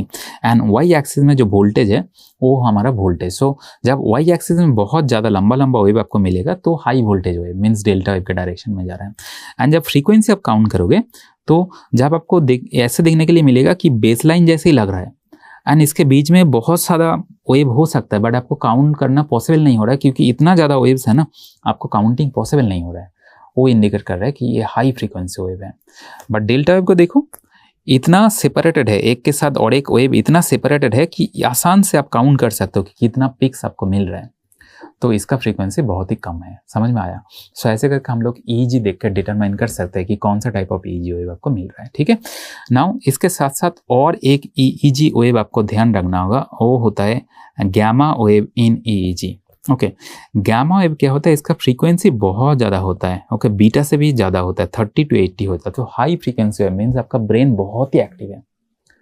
तो कौन सा कंडीशन में गैमा वेव आपको मिलने के लिए मिलेगा, जब मेडिटेट कर रहे हैं, okay. So during meditation, during problem solving, mathematical problem मैंने आपको दे दिया, आपने सॉल्व कर रहा हूँ, सो ये सब जो कंडीशन होता है इसमें गामा वेव, जब ब्रेन बहुत ही हाईली एक्टिव होता है, गैमा वेव आपको मिल जाता है, ठीक है। नाउ EEG के साथ अभी हम लोग को देखना होगा टाइप्स ऑफ स्लीप। सो हम लोग सब लोग जानते हैं कि दो टाइप का स्लीप होता है, non REM sleep and REM sleep. REM sleep is rapid eye movement sleep which is also known as paradoxical sleep. जो आपका total time duration of sleep होता है, मान लो आप 8 घंटा सोते हो, 8 घंटे में से 20 to 25% टाइम आपका रेम स्लीप में होता है एंड 75 to 80% टाइम होता है नॉन रेम स्लीप के लिए, okay. Now non REM sleep का 3 स्टेज होता है, N1, N2 and N3, right. So N1, N2, N3 कैसे हम लोग सेपरेट करें, ईईजी को देखना होगा। ओके, एंड इसमें ड्यूरेशन भी देके रखा है, N2 का ड्यूरेशन सबसे ज़्यादा होता है, ठीक है। नाउ N1 मीन्स जब अल्फा वेव थीटा वेव में धीरे धीरे कन्वर्ट हो रहा है। सो हम लोग जानते हैं alpha wave means person awake, so awake से लेके ड्राउजी कंडीशन में जा रहा है, अल्फा वेव थीटा वेव में कन्वर्ट हो रहा है। ओके, सो अल्फा भी मिल रहा है, बीच बीच में आपको थीटा भी मिल रहा है, तो वो हो गया आपका N1। N2 कैसे डिटेक्ट करेंगे, N2 में दो स्पेसिफिक वेव आपको मिलता है, वो है स्लिप स्पिंडल एंड के कॉम्प्लेक्स। सो ये जो वेव आपको यहाँ पे राइट साइड में डायग्राम में देखे रखा है, ये होता है स्पिंडल सेपेड वेव, जिसको हम लोग बोलते हैं स्लिप स्पिंडल। एंड और एक वेव आपको देखने के लिए मिल रहा है जिसमें एक शार्प पॉलीस्पाइक आपको मिल रहा है, ये होता है हमारा के कॉम्प्लेक्स, ठीक है। सो जब भी स्लिप स्पिंडल के कॉम्प्लेक्स आपको ईईजी में देखने लगेगा तो दैट इज द स्टेज 2।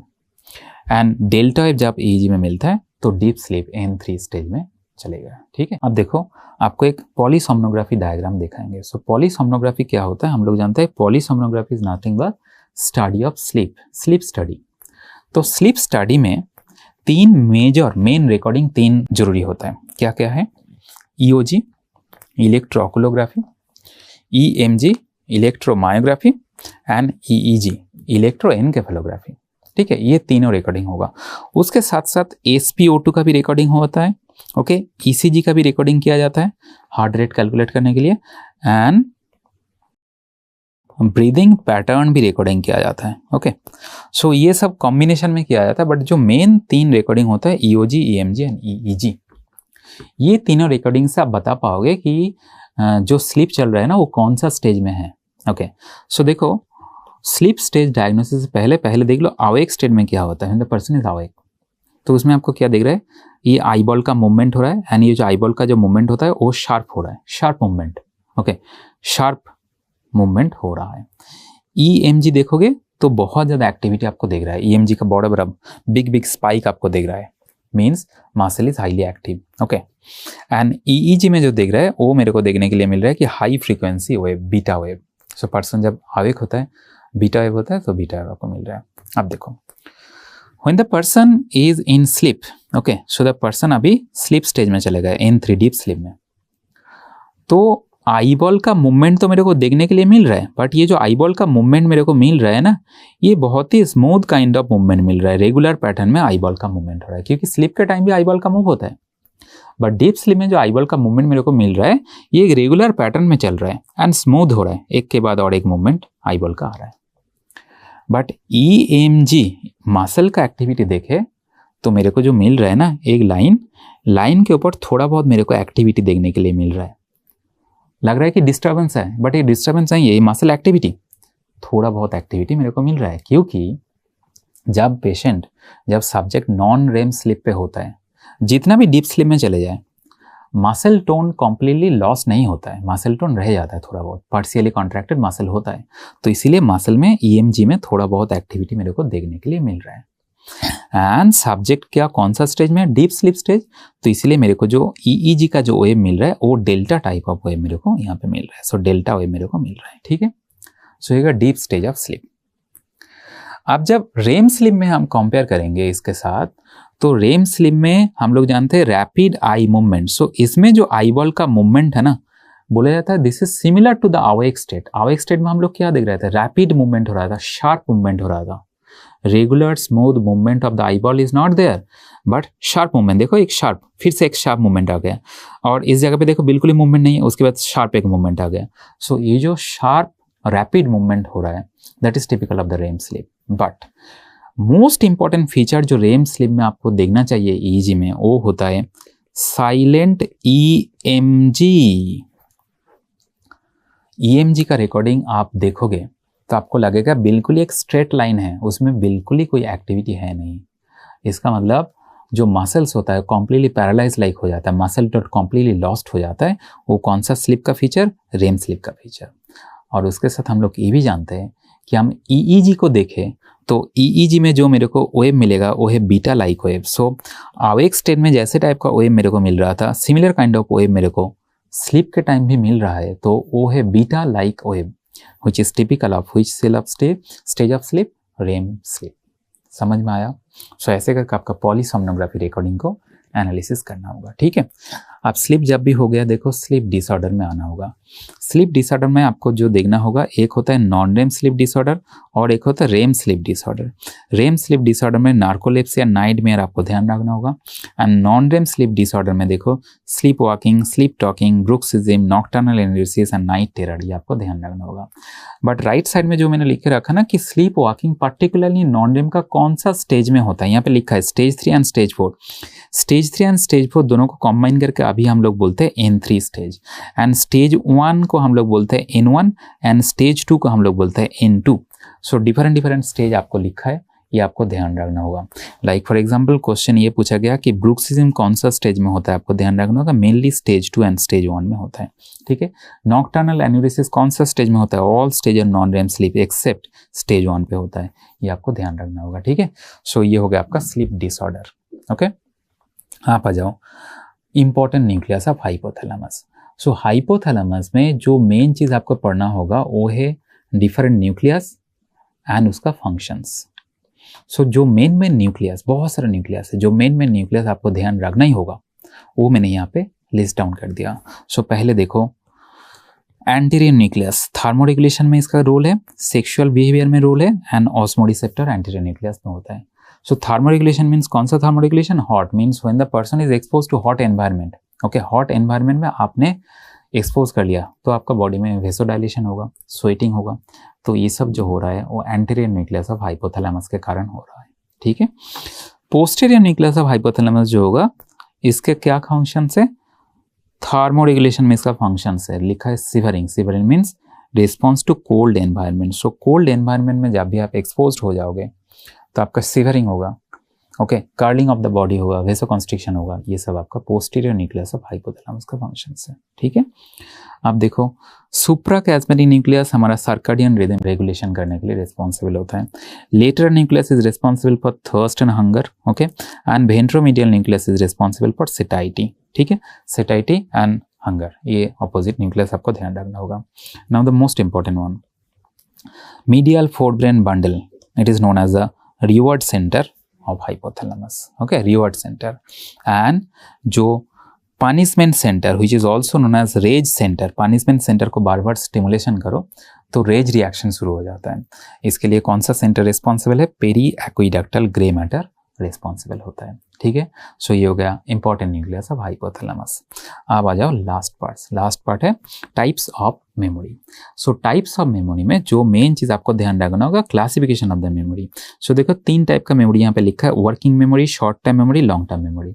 तो working memory this is lasting in your brain for 18 to 20 second. So इसका जो इन्फॉर्मेशन है वर्किंग मेमोरी का, ये आपका ब्रेन में 18 to 20 सेकेंड तक ही रहेगा। एंड कितना इन्फॉर्मेशन आप स्टोर कर सकते हो ब्रेन में, 7 + -2 मीन्स आपको मैंने मान लो 10 नाम दे दिया, 10 डिफरेंट नाम दे दिया सिटीज़ का, डिफरेंट सिटीज़ का, पेरिस, स्विट्जरलैंड, जूरिच, ऐसे करके डिफरेंट सिटीज़ का नाम दे दिया। ओके, तो आप उसको ब्रेन में रख नहीं पाओगे क्योंकि नंबर कितना है 10, बट मैक्सिमम कैपेसिटी कितना होता है 7 + -10। बट मान लो मैंने आपको 7 डिफरेंट 7 नाम दे दिया पर्सन का और सिटीज़ का, तो आप आसान से उसको ब्रेन में रख दोगे। सो इसलिए हम लोग बोलते हैं वर्किंग मेमोरी का जो कैपेसिटी होता है 7 + -2, okay, and it last in your brain for 18 to 20 second. ठीक है, शॉर्ट टर्म मेमोरी आपका ब्रेन में सेकेंड्स टू आवर तक रहता है। ओके, एंड जो part of the brain short term memory के लिए रिस्पॉन्सिबल होता है ventral hippocampus which is also known as CA1 neuron. So ये जो हिप्पोकैम्पस होता है ना, इसका एक बहुत इंपॉर्टेंट फंक्शन होता है। Short term to long term memory को कन्वर्ट करने के लिए जो पार्ट ऑफ द ब्रेन आपको काम में आता है वो होता है हिप्पोकैम्पस, राइट। सो ये अच्छे से ध्यान रखो। एंड जब short term memory long term memory में कन्वर्ट हो जाता है तो लॉन्ग टर्म मेमोरी स्टोर कहाँ पे होता है, हमारा नियोकॉर्टेक्स में स्टोर होता है। And long term memory store means it can stay in your brain for years, for the life time also. ठीक है, ये हो गया क्लासिफिकेशन ऑफ मेमोरी। नाउ दूसरा टाइप ऑफ क्लासिफिकेशन भी आपको ध्यान रखना होगा। सो दूसरा टाइप ऑफ क्लासिफिकेशन जो है उसमें हम लोग मेमोरी को 2 टाइप में क्लासिफाई करते हैं, explicit memory and implicit memory. Explicit memory जो होता है memory for the words, rules and language, ये डायरेक्टली क्वेश्चन है कि memory for word, memory for rule, memory for language, ये जो होता है ये हमारा एक्सप्लिसिट मेमोरी है। टिपिकल एग्जांपल जो एक्सप्लिसिट मेमोरी होता है, recalling the first day in the college. So मैंने आपको क्वेश्चन पूछा कि आपका first day of medical college में क्या हुआ था, आप याद करके मेरे को बताओ। तो आपका क्या होगा, जो ब्रेन है, ब्रेन का जो हिप्पोकैम्पस है ये एक्टिवेट हो जाएगा and this hippocampus activation will causes recalling of the information. उसके बाद आप बोल पाओगे कि क्या हुआ था।